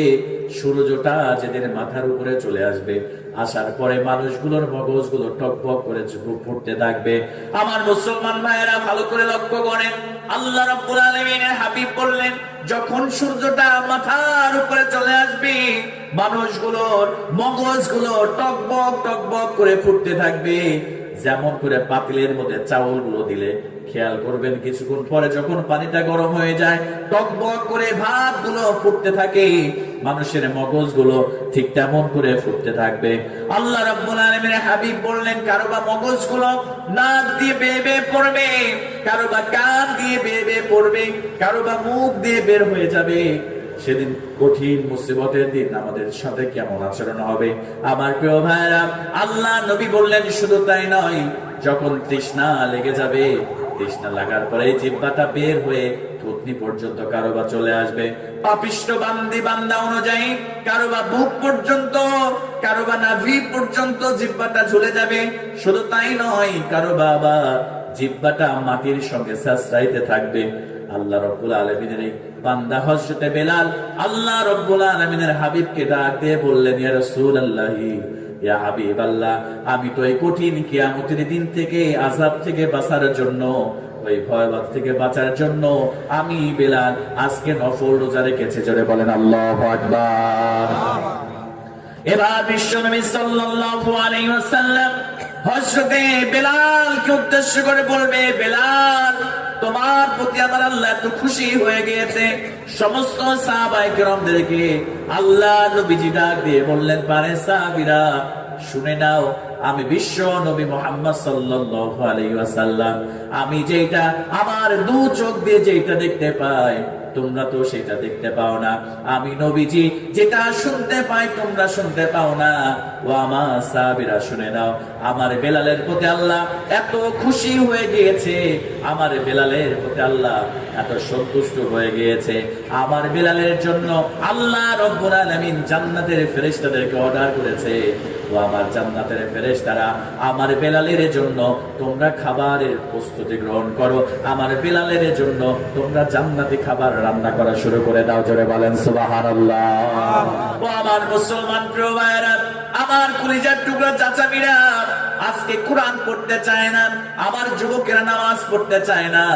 নামাজ যদি না পড়ো, আল্লাহর কসম করে বলছি, যত ভালো ভালো কাজ করা যাক না কেন, যত ভালো ভালো মাহফিল করা যাক না কেন, ওয়াল্লাহি আল্লাহর কসম করে বলছি, নামাজ না পড়লে আপনি জীবনে যত ভালো কাজ করেন না কেন, আপনি যতই আপনি রোজা করেন না কেন, দান সাদাকা করেন না কেন, এরকম তাফসীরুল কোরআন মাহফিল হাজারটাও যদি আপনি করেন, আল্লাহর কসম করে বলছি, নামাজ না পড়লে কখনোই এইটা থেকে নাজাত পাওয়া যাবে না। কথা বলেন ঠিক কিনা? ভালো করে লক্ষ্য করেন, কিয়ামতের মাঠে দুইটা দল হয়ে যাবে। একটু মনোযোগ দেন, জীবনটা পরিবর্তন হয়ে যাবে। দুইটা দল মানুষ বিভক্ত হয়ে যাবে। একটা হলো আসহাবুন নার, একটা হলো জাহান্নামী দল। দুই নম্বরে হলো আসহাবুল জান্নাত, আর একটা দল হলো জান্নাতি দল। তার মানে একটা হলো আসহাবুল ইয়ামিন, একটা হলো ডানপন্থী দল, আর একটা হলো আসহাবুশ শিমাল, আরেকটি হলো বামপন্থী দল। আল্লাহর নবীজি বিশ্ব নবী সাল্লাল্লাহু আলাইহি ওয়াসাল্লাম এবার মানুষগুলোকে, পৃথিবীর সমস্ত মানুষ, সেদিন আর হিন্দু পরিচয় চলবে না, কে ইহুদি পরিচয় চলবে না, কে খ্রিস্টান এই পরিচয় চলবে না। সেই দিন পরিচয় হবে মাত্র দুইটা দলের। আজকে দুনিয়ার মধ্যে কত দল, কেউ বিএনপি করে, কেউ আওয়ামী লীগ করে, কেউ জামাত ইসলাম করে, কেউ জাসদ করে, কত রকমের দল দুনিয়ার মধ্যে রয়েছে। কিন্তু কিয়ামতের দিন আল্লাহর হাবিব বললেন দুইটা দল হবে, একটা হলো জান্নাতি দল, আর একটা হলো জাহান্নামী দল। এখন সিদ্ধান্ত আপনার, কোন দলের কর্মী আপনি হতে চান আর কোন দলের মধ্যে থাকতে চান। আল্লাহর নবীজি বিশ্ব নবী সাল্লাল্লাহু আলাইহি ওয়াসাল্লাম বলেন, এবার একদল মানুষদেরকে ডান হাতে আমলনামা দিয়ে দেওয়া হবে। জোরে বলেন সুবহানাল্লাহ। ডান হাতে আমলনামা দিয়ে দেওয়া হবে। ফাআম্মা মান উতিয়া কিতাবাহু বিয়ামিনিহি, আল্লাহ রাব্বুল আলামিন বললেন, একদল মানুষদেরকে ডান হাতে আমলনামা দিয়ে দেওয়া হবে, আর তাদেরকে বলা হবে ইকরা কিতাবাকা, please take your book and read it. এবার তাদেরকে বলা হবে, তোমার বই, তোমার আমলনামা পড়তে শুরু করো। ফাসাউফা ইউহাসাবু হিসাবান ইয়াসীরা। আল্লাহ রাব্বুল আলামিন বললেন, যারা ডান হাতে আমলনামা পাবে তাদের হিসাব কি সহজ করা হবে। আম্মা জান আয়েশা সিদ্দিকা রাদিয়াল্লাহু তাআলা আনহা বলেন, ইয়া রাসূলুল্লাহি, ইয়া হাবিবাল্লাহ, হিসাব সহজ করার মানে কি? আল্লাহ নবীজি বিশ্ব নবী সাল্লাল্লাহু আলাইহি ওয়াসাল্লাম বললেন, আয়েশা রে, হিসাব সহজ করার মানে হলো আল্লাহ রাব্বুল আলামিন তাকে বিনা হিসেবে আল্লাহর জান্নাত পর্যন্ত পৌঁছায় দিবে। জোরে বলেন সুবহানাল্লাহ। এবার আল্লাহ রাব্বুল আলামিন আরেকদল লোককে বাম হাতে আমলনামা দিয়ে দিবে, যারা দুনিয়াতে আল্লাহর কোরআন মানে নাই, যারা দুনিয়াতে নামাজ পড়ে নাই, যারা দুনিয়াতে কোরআনের শাসন চায় নাই, যারা দুনিয়াতে বাতিল দলের সাথে সম্পৃক্ত ছিল, যারা আল্লাহর জমিনে আল্লাহর দ্বীনকে প্রতিষ্ঠিত করতে চায়, এই দলের বিরুদ্ধে চারণ যারা করেছে, যারা মানুষদের আইনকে এই জমিনে বাস্তবায়ন করতে চেয়েছে, যারা মানব রচিত আইন দ্বারা সংসদ ভবন চালাতে চেয়েছে, আল্লাহ রাব্বুল আলামিন এবার তাদেরকে বাম হাতে আমলনামা দিয়ে দেওয়া হবে। আল্লাহ রাব্বুল আলামিন বললেন, ওয়া আম্মা মান উতিয়া কিতাবাহু ওয়ারা'a যহরিহি। আল্লাহ রাব্বুল আলামিন বললেন, এবার বাম হাতে একদল মানুষদেরকে আমলনামা দিয়ে দেওয়া হবে। ও আমার প্রিয় ভাইরা, বাম হাত আপনি পেতে দিবেন আর আপনার হাতের উপরে আমলনামা দিয়ে দিবে, ব্যাপারটা এমন নয়। আল্লাহ রাব্বুল আলামিন এবার এই সমস্ত জালিমদের, যারা আল্লাহর কোরআন মানে নাই, নামাজ পড়ে নাই, তাদের বাম হাতটাকে লম্বা করা হবে, টেনে লম্বা করা হবে। লম্বা করার পরে এবার পিছন দিকে ঘুরিয়ে দেওয়া হবে। পিছন দিক থেকে ঘুরিয়ে দেওয়ার পরে এবার তাদের কলিজার মধ্য দিয়ে কলিজাটা ছিদ্র করে তাদের হাতটাকে সামনে বের করে দেওয়া হবে। এবার তাদেরকে বলা হবে, ইকরা কিতাবাকা, এই নাও তোমার জীবনে যত কুকর্ম করেছো, যত জেনা করেছো, যত ব্যভিচার করেছো, যত কোরআনের বিরুদ্ধাচরণ করেছো, বান্দারে এইগুলো তুমি পড়তে শুরু করে দাও। তোমার আমলনামা তুমি নিজের জন্য নিজেই পড়ার জন্য তুমি যথেষ্ট। এবার আল্লাহ রাব্বুল আলামিনের বান্দাগুলো এবার আমলনামা পড়তে শুরু করবে। মুখটা কালো হয়ে যাবে, মুখটা কালো হয়ে গিয়ে পাপিষ্ঠের একটা ছাপ চলে আসবে। এবার তারা আফসোস করে বলবে, ইয়া ওয়াইলাতানা মা লিহাদাল কিতাব, কেমন একটা কিতাব আমাকে পড়তে দেওয়া হলো, লা ইউগাদিরু সগীরাতান ওয়ালা কাবীরাতান ইল্লা আহসা। এবার তারা আফসোস করে বলবে, আমার জীবনের বড় গুনাহ বাদ পড়ে নাই, আমার জীবনের ছোট গুনাহ বাদ পড়ে নাই, আমি নামাজ ছেড়ে দিয়েছি, এই গুনাহটা এখানে লিপিবদ্ধ আছে, আমি রাতের বেলায় আমি জিনা করেছি, ব্যভিচার করেছি, আমি সুদ খেয়েছি, আমি ঘুষ খেয়েছি, অন্যের স্ত্রীর সঙ্গে পরকীয়া করেছি। আমার কলিজার টুকরা যুবক ভাইরা, যারা যৌবনের তাড়নায় অন্য মেয়ের সঙ্গে হারাম সম্পর্ক করে ফেলেছো, আল্লাহ রাব্বুল আলামিন সমস্ত গুনাহগুলো ওই খাতার মধ্যে, আমলনামার মধ্যে লিখে দিবে। এবার তারা আশ্চর্য হয়ে যাবে, আল্লাহকে ডাক দিয়ে বলবে, মাবুদ, কি এমন একটা কিতাব আজকে পড়তে দিলেন, ইল্লা আহসাহা, এই সংরক্ষিত কিতাবের মধ্যে আমার জীবনের সব পাপগুলো, আমার জীবনের সব গুনাহগুলো আল্লাহ তুমি লিপিবদ্ধ করে দিয়েছো। জোরে বলেন আল্লাহু আকবার। আমার প্রিয় ভাইরা, কিসের এত অহংকার? আজকে যদি আপনি মারা যান, আপনার সব সম্পদ পড়ে থাকবে, আপনার টাইলস করা বাথরুম পড়ে থাকবে, আপনার এসি করা বাড়িও পড়ে থাকবে, আপনার সন্তান, আপনার সম্পদ সব পড়ে থাকবে। অথচ আজকে মুসলমানদের নামাজ পড়তে চায় না। একটা বার ভালো করে লক্ষ্য করেন, রাতের বেলা মাঝে মাঝে অন্ততপক্ষে একটা নসিহত করে যায়। আমার কলেজের টুকরা যুবক ভাইয়েরা, আমার প্রিয় ভাইয়েরা, সবার জন্য একটা নসিহত করে যায়। মাঝে মাঝে যখন বিছানায় শুয়ে পড়বেন, বিছানায় শুয়ে যাওয়ার পরে যখন আপনার বাবা মা ঘুমিয়ে যাবে, যখন পাশে সব কিচিরি মিচিরি বন্ধ হয়ে যাবে, দুনিয়ার সমস্ত কোলাহল বন্ধ হয়ে যাবে, আপনি একটু বালিশের সঙ্গে মাথাটা লাগায় দিয়া চোখটা একটু বন্ধ করবেন। চোখটা বন্ধ করার পরে আপনি কিছু সময়ের জন্য নিজেকে মৃত মনে করবেন। এই দুনিয়াতে আপনি আর বেঁচে নাই। আপনার সঙ্গে কি কি, আপনার সঙ্গে কোন কোন আচরণ শুরু হবে, আপনার সঙ্গে কি কি ঘটনা ঘটবে, একটা বার আপনি চোখটা বন্ধ করে একটা বার মরার আগে একটা মরার ভান করেন, মরার চিন্তা করেন, মাথার মধ্যে নিয়ে আসেন আমি মারা গিয়েছি। দেখবেন আপনার যত বড়ই বাড়ি হোক না কেন, 10 তলা বাড়ি, 5 তলা বাড়ি, এসি করা রুম, আপনার টাইলস ফিটিং বাথরুম, আপনি যখন মারা যাবেন প্রিয় ভাইরা, আপনাকে আর ওই টাইলস ফিটিং রুমের মধ্যে রাখা হবে না। আপনার জন্য এবার বাঁশ গাছের নিচে বা পেয়ারা গাছের নিচে বা আম গাছের নিচে একটা তোষক আপনার জন্য দিয়ে দেওয়া হবে না। আহারে, কত দামি দামি জাজিম, কত দামি দামি তোষকের মধ্যে আপনি শুয়েছেন, আপনি ঘুমিয়েছেন। আপনার জন্য ফোমের তৈরি বিছানা সুন্দর করে আপনি তৈরি করেছেন।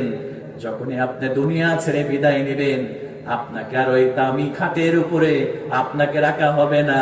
আপনাকে একটা চৌকির উপরে আপনাকে শুইয়ে দেওয়া হবে, যে চৌকির উপরে কোনো তোষক থাকবে না, যে চৌকির উপরে কোনো কাঁথা থাকবে না। আপনাকে শুয়ে দেওয়া হবে। শুয়ে দেওয়ার পরে আপনার দামি ঘড়িটা আপনার খুলে ফেলা হবে, আপনার পোশাকটা ছিঁড়ে ফেলা হবে, আপনার গায়ের সঙ্গে দামি কোনো কাপড় থাকবে না। আপনাকে চাদর দিয়ে আপনাকে ঢেকে দেওয়া হবে। আপনাকে দামি কোনো সাবান দিয়ে গোসল দেওয়া হবে না। বড়ই পাতা আর পানি গরম করে আপনাকে এবার সুন্দর করে আপনাকে গোসল করানো হবে। গোসল করানোর পরে আপনার এবার দেখবেন স্বাভাবিক মানুষগুলো স্বাভাবিক হতে শুরু করেছে। সন্তান হাওমাও করে কান্না করতেছিল এতক্ষণ। কিছুক্ষণ পরে দেখবেন সন্তানের কান্নাতে একটু থেমেছে। স্ত্রী বিলাপ করে কান্না করতেছিল, স্ত্রীর কান্নাটাও একটু থেমে গিয়েছে। আপনাকে সঙ্গে সঙ্গে আর দেরি করা হবে না। অন্ধকার কবরের মধ্যে, ওই অন্ধকার গহীন কবরের মধ্যে, যেখানে কোনো লাইট নাই, যেখানে কোনো এসি নাই, যেখানে কোনো বাহিরের বাতাস যাওয়ার সুযোগ নাই, ওই অন্ধকার কবরের মধ্যে মনকে মন মাটি চাপা দিয়ে আপনাকে কবরের মধ্যে চিরবিদায় দিয়ে দেওয়া হবে। কথা বলেন ঠিক কিনা? কারণ এই দুনিয়া ছেড়ে সবাইকে একদিন চলে যেতে হবে। এই দুনিয়া ছেড়ে সবাইকে একদিন বিদায় নিতে হবে। এই দুনিয়াতে আমরা থাকতে আসি নাই। আমার নবীজি মুহাম্মাদুর রাসূলুল্লাহ সাল্লাল্লাহু আলাইহি ওয়াসাল্লাম, ও আমার কলিজার টুকরা চাচামিরা, আমার কলিজার টুকরা ভাইরা, ভালো করে লক্ষ্য করেন। আল্লাহ নবীজি সাল্লাল্লাহু আলাইহি ওয়াসাল্লাম এই দুনিয়াতে এসেছিলেন। আমার নবীজি দুনিয়াতে থাকতে পারে নাই। আমার নবীজিকে ওই দুনিয়া ছেড়ে চিরবিদায় নিয়ে চলে যেতে হয়েছে। কথা বলেন ঠিক কিনা? আমার যুবকেরা আজকে দেখবেন নামাজ পড়তে চায় না, নামাজের ভয় নাই। ও যুবক ভাইরা, এই দুনিয়াতে চিরস্থায়ী জায়গা নয়। এই যে কয়েকদিন আগে একটা অ্যাক্সিডেন্ট হয়েছিল, যখন ওই চিনির মিল পাওয়ার আগে 7 স্টার যে কোম্পানিটা আছে, সেখানে অ্যাক্সিডেন্ট হয়ে কয়েকজন যুবক মারা গিয়েছিল। কথা বলে ঠিক কিনা? যুবকরা জানেও না আমি মারা যাব। যুবকেরা পরীক্ষা শেষ করে বন্ধুদেরকে নিয়ে একটু আনন্দ করার জন্য, একটু ঘোরার জন্য রাস্তায় বের হয়েছে। তারা নিজেরাও জানতো না কত স্বপ্ন ছিল। পড়াশোনা শেষ করে ভালো একটা জব করবে, আব্বা আম্মার মনের আশাগুলো পূরণ করবে, একটা বাড়ি করবে, সুন্দর একটা মেয়ে দেখে বিবাহ করবে। কিন্তু এই যুবকেরা মৃত্যু যখন তখন চলে আসতে পারে, তারা জানতো না তাদের মৃত্যু চলে আসবে। এমন করে তারা অল্প বয়সে এই দুনিয়া থেকে বিদায় নিয়েছে। কথা বলেন ঠিক কিনা? এজন্য মৃত্যু যে কোনো সময় চলে আসতে পারে। মৃত্যুর যন্ত্রণা কেমন? আমার নবীজি বিশ্ব নবী মুহাম্মদুর রাসূলুল্লাহ সাল্লাল্লাহু আলাইহি ওয়াসাল্লাম যেদিন ইন্তেকাল করবেন, আমার নবীজির শরীরের মধ্যে 5 দিন পূর্বে প্রচন্ড জ্বর, আমার নবীজির জ্বর এসেছে। আমার নবীজি সাল্লাল্লাহু আলাইহি ওয়াসাল্লাম, ও নবীর উম্মতেরা, যে রাসূলের মতো এত সুন্দর চরিত্রের মানুষ নাই, যে রাসূলের মতো এত সুন্দর আখলাক, সুন্দর ব্যবহার, সুন্দর মানুষ, যে রাসূলের মতো এত শ্রেষ্ঠ মানুষ কিয়ামত পর্যন্ত আর একটাও আসবে না। যার আল্লাহর পরে যে নবীর অবস্থা, সেই রাসূলের 5 দিন যাবত জ্বর এসেছে মৃত্যুর আগে। মৃত্যু যন্ত্রণাটা কত বিশাল, কত কঠিন হবে। আল্লাহ নবীজি বিশ্ব নবী মুহাম্মদুর রাসূলুল্লাহ সাল্লাল্লাহু আলাইহি ওয়াসাল্লাম, আমার নবীজি এত পরিমাণ মাথা ব্যথা শুরু হয়েছে। আমার নবীজির 5 দিন জ্বর, আমার নবীজির মাথার মধ্যে প্রচন্ড ব্যথা, শরীরের মধ্যে এত প্রচন্ড ব্যথা। আমার নবীজি সাল্লাল্লাহু আলাইহি ওয়াসাল্লাম মসজিদে নববীর মধ্যে নামাজ পড়তে যাবেন, আমার নবীজির এতটুকু ক্ষমতা শরীরের মধ্যে ছিল না। আমার নবীজি সাল্লাল্লাহু আলাইহি ওয়াসাল্লাম, আমি দেখেছি বিশ্ব নবীর রওজা আর মসজিদ নববী পাশেই ছিল আল্লাহর নবীজির রওজা মুবারক। আল্লাহর নবীজি এতটা অসুস্থ হয়ে গিয়েছে, আমার নবীজি দাঁড়িয়ে নামাজ পড়বে দেওয়ালটা টপকিয়ে, আমার নবীজি নামাজের মধ্যে যেতে পারেন না। সাহাবায়ে কেরামদের কাঁধের উপরে ভর করে আমার রাসূল সাল্লাল্লাহু আলাইহি ওয়াসাল্লাম তিনি নামাজের জন্য তিনি নামাজে দাঁড়িয়ে যায়। ও আমার প্রিয় ভাইরা, নবীর উম্মতেরা শুনেন, আল্লাহর নবী বিশ্ব নবী সাল্লাল্লাহু আলাইহি ওয়াসাল্লাম সর্বকালের সর্বশ্রেষ্ঠ মহামানব। আল্লাহ নবীজির এত জ্বর এসেছে, আমার নবীজির এত মাথা ব্যথা হয়েছে, আমার নবীজি মাঝে মাঝে জ্ঞান হারিয়ে ফেলে, অজ্ঞান হয়ে যায়, মাঝে মাঝে আমার নবীজি জ্ঞান ফিরে পায়। আল্লাহ নবীজি এই অবস্থা দেখে সাহাবায়ে কেরাম হাওমাও করে কান্না শুরু করে দিয়েছে। আম্মা জান আয়েশা সিদ্দিকা রাদিয়াল্লাহু তাআলা আনহা হুজরাখানার মধ্যে আমার নবীজির পাশে বসে বসে কান্না করে। আল্লাহ নবীজির কন্যা ফাতিমা রাদিয়াল্লাহু তাআলা আনহা পাশে বসে বাবার জন্য কান্না করে। মোটামুটি সবাই বুঝতে পেরেছে আমার নবীজি এই দুনিয়াতে আর বেশি দিন নাই, আমার নবীজি হয়তো ভাই দুনিয়া ছেড়ে চিরবিদায় নিয়ে চলে যাবে। সমস্ত সাহাবায়ে কেরাম, হযরত আবু বকর, হযরত ওমর, হযরত আলী, সমস্ত সাহাবায়ে কেরাম রাদিয়াল্লাহু তাআলা আনহুরা সবাই কান্না শুরু করে দিয়েছে। সবার চোখের মধ্যে সলসল করে পানিগুলো টপ টপ করে বের হয়ে দাড়ি মোবারক ভিজে যায়। আমার নবীজি সাল্লাল্লাহু আলাইহি ওয়াসাল্লাম যেদিন ইন্তেকাল করবেন, সকালবেলা সোমবার ফজরের নামাজ আমার নবীজি শেষ করলেন। নামাজ শেষ করার পরে হযরতে জিবরিল আলাইহিস সালাম এসে বললেন, ইয়া রাসূলুল্লাহি, ইয়া হাবিবাল্লাহ, সালাম গ্রহণ করেন। ইয়া রাসূলুল্লাহ, ইয়া হাবিবাল্লাহ, আপনি কেমন আছেন আমাদেরকে একটু বলেন। আল্লাহর নবীজি বললেন, ও ভাই জিবরাইল, আমার মাথার মধ্যে প্রচন্ড ব্যথা, আমার শরীরের মধ্যে জ্বর, এত পরিমাণ আমার শরীরে ব্যথা হয়েছে রে জিবরাইল, মাঝে মাঝে হুঁশ ফিরে পায়, আবার মাঝে মাঝে আমি নবীজি অজ্ঞান হয়ে পড়ে যায়। হযরতে জিবরিল আলাইহিস সালাম বলেন, ইয়া রাসূলুল্লাহ, ইয়া হাবিবাল্লাহ, আপনি আজকে আমি জিবরাইল আলাইহিস সালাম একা আসি নাই গো নবী, আমার সঙ্গে আর একজন ফেরেশতা আমার সঙ্গে এসেছে। ইয়া রাসূলুল্লাহ, ইয়া হাবিবাল্লাহ, ওই ফেরেশতা কারো কাছে যাইতে অনুমতির প্রয়োজন হয় না।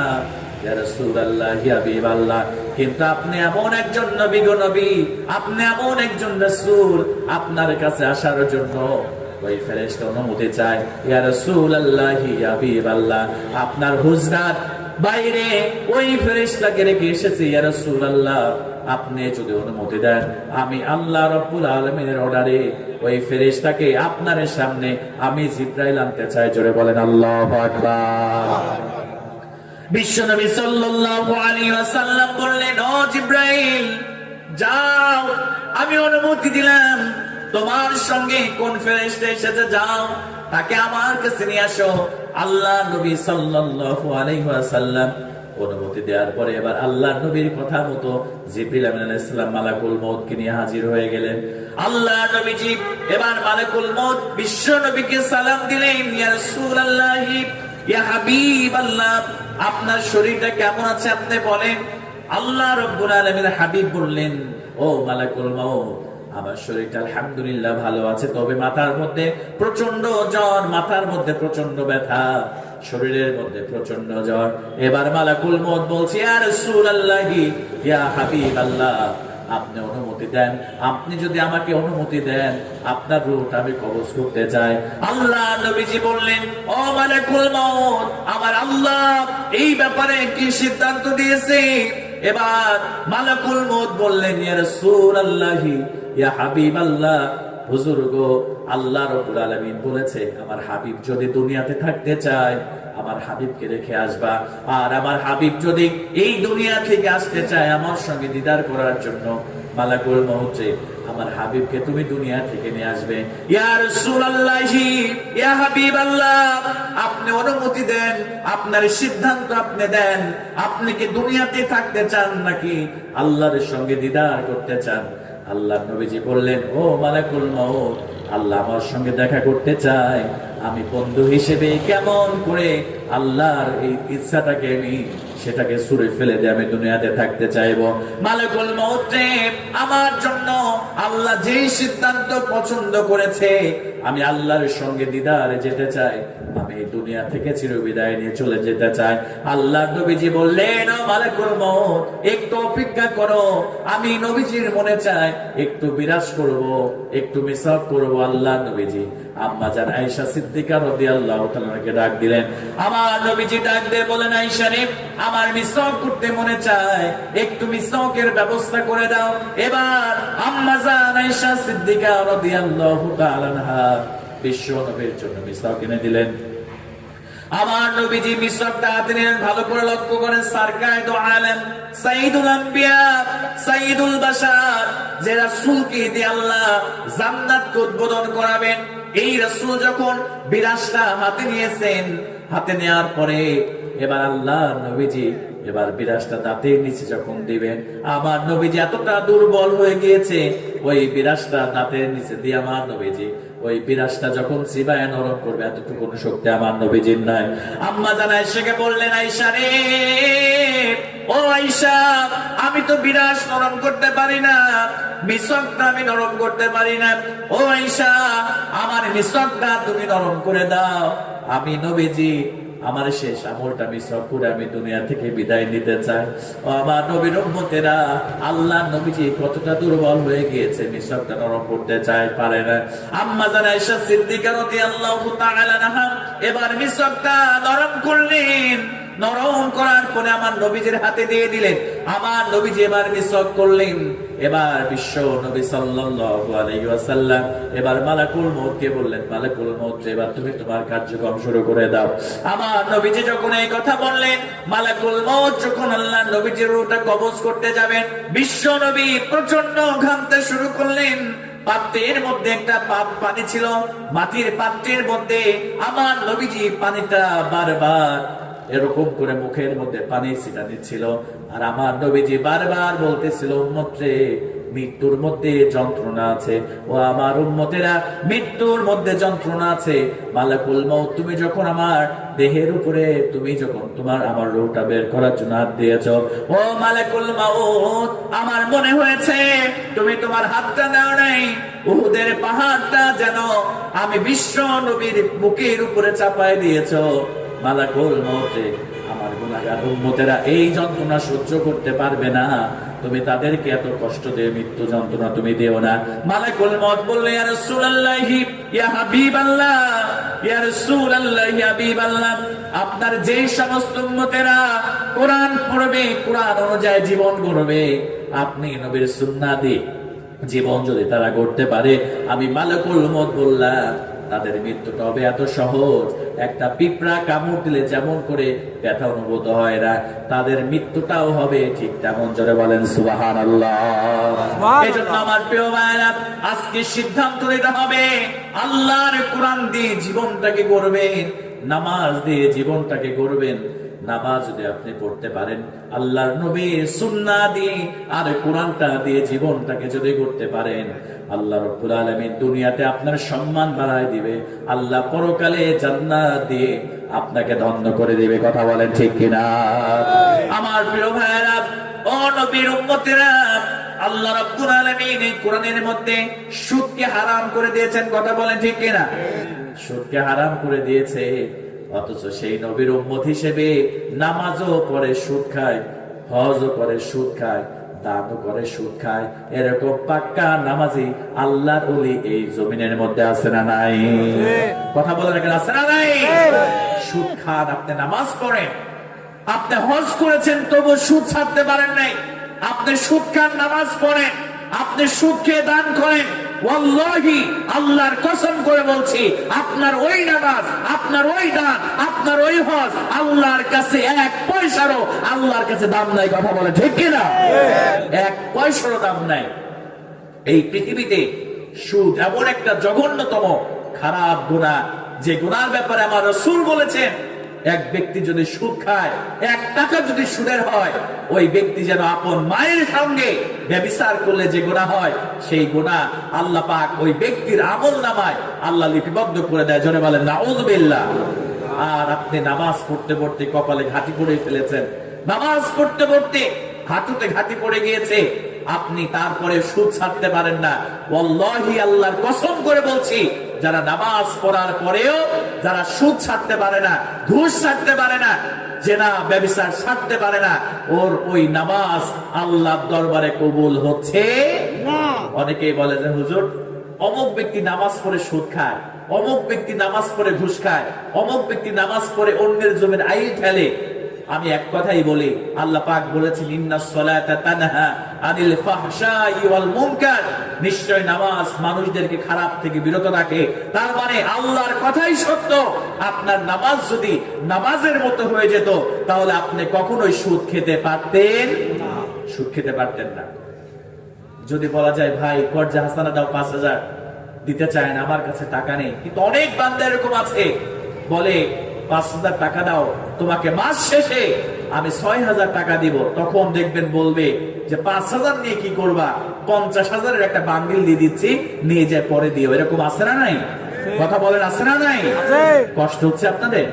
খারাপ লাগছে আপনাদের? বাস্তব সম্মত কিছু কথা। সুদ ছেড়ে দিতে হবে। আল্লাহ রাসূল বলেছেন, যার সুদের টাকা হারাম খাদ্য দ্বারা যে শরীরটা গঠিত হয়েছে, ওই শরীরটা কখনো আল্লাহর জান্নাতে প্রবেশ করতে পারবে না। আপনার সুদের টাকায় 10 তলা বিল্ডিং এর চেয়ে, আপনার সুদের টাকায় এসি রুমের চেয়ে একজন রিক্সা চালক, একজন চাওয়ালা, একজন কুলিওয়ালা, একজন ঠেলাওয়ালা পুরে ঘরটা আল্লাহর কাছে দাবি। কথা বলে ঠিক কিনা? আপনার ওই সুদের টাকা, ঘুষের টাকা, ওটাতে কোনো বরকত নাই। দেখবেন যারা বড় লোক, হারাম উপার্জন করে যারা সম্পদের পাহাড় করেছে, দেখবেন টেবিলের উপরে বিভিন্ন রকমের খাবার থাকে, গরুর গোশত, খাসির গোশত, মুরগির গোশত, বিভিন্ন আইটেমের মাছ, সামুদ্রিক মাছ, পদ্মার ইলিশ, কত খাবার তার সামনে থাকে। কিন্তু ডাক্তার নিষেধ করেছে, আপনার ডায়াবেটিস, শুধু একটা রুটি আর ঘাস পাতা মানে সবজি খেতে হবে। এরকম আছে না নাই? আছে। আর বাড়ির ড্রাইভার, বাড়ির যারা কাজ করে, ঝাড়ুদার, তারা দেখবেন খাবারগুলো মজা করে পেট পুরে আনন্দের ঢিকুর তোলে। কথা বলে ঠিক কিনা? তার মানে হারামের মধ্যে কোনো বরকত নাই। আল্লাহ পাক হালালের মধ্যে বরকত দিয়ে দিয়েছে। সুবহানাল্লাহ বলবেন না? এজন্য আমার প্রিয় ভাইরা, হারামের মধ্যে কোনো বরকত নাই। বিশ্বনবী সাল্লাল্লাহু আলাইহি ওয়াসাল্লাম একদিন কাবা চত্বরে বসে আছে, ভালো করে খেয়াল করবেন। আল্লাহর নবীজি কাবা চত্বরে বসে আছেন, এমন সময় একজন ব্যক্তি, উস্কো উস্কো চুল, একজন ব্যক্তি এসে কাবার গিলাফ ধরে, মুলতাজিম যেটাকে বলা হয়, কাবা ঘরের দরজা ধরে, আল্লাহ রাব্বুল আলামিনের কোন বান্দা যদি কাবা ঘরের মুলতাজিম বা গেট ধরে যদি আল্লাহর কোন বান্দা বান্দি যদি দোয়া করে, আল্লাহ রাব্বুল আলামিন সেই দোয়াকে ফেরত দেন না। কারণ আবু জেহেল কাফের ছিল, ওই মুলতাজিম ধরে আল্লাহর কাছে দোয়া করেছিল। আল্লাহ, যদি মুসলমানেরা বদরের যুদ্ধের সময় দোয়া করেছিল, আল্লাহ ওই মুলতাজিম ধরে দোয়া করেছিল, আল্লাহ যে দল হক তুমি তাদেরকে বিজয় দান করো। আল্লাহ রাব্বুল আলামিন ইসলাম যেহেতু হক, ওই আবু জেহেলের দোয়াকে কবুল করে বদরের যুদ্ধে 313 জন সাহাবী আল্লাহ রাব্বুল আলামিন বিজয় দান করেছিলেন। কথা বলেন ঠিক কিনা? আল্লাহ রাব্বুল আলামিনের ওই আল্লাহর হাবিবের সাহাবী সে মুলতাজিম দোয়া কবুলের জায়গা ধরে আল্লাহর কাছে দোয়া করছি, ইয়া রব, ইয়া রব, ইয়া রব। আল্লাহর কাছে দোয়া করছে, আল্লাহর কাছে দোয়া করে আল্লাহর হাবিবের সাহাবায়ে কেরাম বললেন, ইয়া রাসূলুল্লাহ, ইয়া হাবিবাল্লাহ, আপনার আজকের দিনের সব সওয়াব, সব বরকত, সব ফজিলত আপনার ওই সাহাবী নিয়ে নিল। ইয়া রাসূলুল্লাহ, কেমন করে আল্লাহর কাছে দোয়া করছে, আজকের সব বরকত আপনার ওই সাহাবী আজকে পেয়ে যাবে। আল্লাহর নবীজি বললেন, প্রাণের সাহাবীরা কখনো নয়, কারণ ওই ব্যক্তিটা যে পোশাক পরে আল্লাহর কাছে দোয়া করছে, ওই পোশাকটা হারাম লাগায় কেনা, যে খাবার খেয়ে, যে মুখ দিয়ে খাবার খায়, ওই মুখটা হারাম খাদ্য দ্বারা নাপাক বানিয়ে ফেলেছে, সে যে পানীয় পান করে সেইটা হারাম টাকায় কেনা, তার পোশাক হারাম টাকায় কেনা, খাবার হারাম টাকায় কেনা, পানীয় হারাম টাকায় কেনা, তার শরীরটা হারাম খাদ্য দ্বারা গঠিত হয়েছে, আমার পানে সাহাবীরা এত কিছু হারাম হওয়ার পরে কেমন করে আল্লাহ তার দোয়াকে কবুল করবে? কথা বলে ঠিক কিনা? এজন্য আমাদের দোয়া আল্লাহর কাছে কবুল হয় না। আজকে আমরা আমাদের মুখটাকে হারাম খাদ্য দ্বারা, সুদের টাকায় কেনা খাদ্য দ্বারা, ঘুষের টাকায় কেনা খাদ্য দ্বারা, আমরা অন্যের হক নষ্ট করা টাকায় খাদ্য দ্বারা আমার মুখটাকে নাপাক করে ফেলেছি। এজন্য আল্লাহর কাছে আমরা যতই দোয়া করি না কেন, আল্লাহ রাব্বুল আলামিন আমাদের কোনো দোয়াকে কবুল করে না। কথা বলেন ঠিক কিনা? এজন্য আমার মুসলমান ভাইয়েরা আজকে তওবা করবেন আল্লাহর কাছে, তওবা করে সুদ, যাদের সুদ ভিত্তিক ব্যাংকিং ব্যবস্থা বলে আর যাদের সুদে টাকা দেওয়া আছে, আল্লাহ রাব্বুল আলামিনের ওয়াস্তে তাদেরকে maaf করে দিবেন। আপনি আসল টাকা নিয়ে তাদেরকে maaf করে যদি দিতে পারেন, আল্লাহ রাব্বুল আলামিন আপনার জীবনের সব গুনাহগুলোকে আল্লাহ maaf করে দিবে। জোরে বলেন সুবহানাল্লাহ। এজন্য আজকের এই মাহফিল থেকে একটা সিদ্ধান্ত নিয়ে যান। আল্লাহ কোরআনের মধ্যে সুদকে হারাম করে দিয়েছে। আল্লাহ রাব্বুল আলামিন পবিত্র আল কোরআন আল কারীমের মধ্যে বলেছে, আহাল্লাল্লাহু বাইয়া ওয়া হারামার রিবা, আমি আল্লাহ ব্যবসাকে হালাল করে দিয়েছি, সুদকে হারাম করে দিয়েছি। এজন্য আমার প্রিয় ভাইয়েরা, যদি জান্নাতে প্রবেশ করতে চান, আল্লাহর নবীর শাফাআত যদি আপনি পেতে চান, তাহলে আল্লাহর কোরআনের মধ্যে আল্লাহ সুদকে হারাম করে দিয়েছে। আল্লাহ বলেছে লা তাকুলুর রিবা, তোমরা সুদ খেও না। আমার মুসলমান ভাইয়েরা, আমল কম হোক, আমল নগণ্য হোক, এরপরেও যদি হারাম ছেড়ে দিতে পারে, সুদ যদি ছেড়ে দিতে পারেন, আল্লাহ রাব্বুল আলামিন আপনার জীবনকে বরকতময় করে আল্লাহ আপনাকে জান্নাত দিয়ে ধন্য করে দিবে। জোরে বলেন সুবহানাল্লাহ। সবাই একটু জিকির করি লা ইলাহা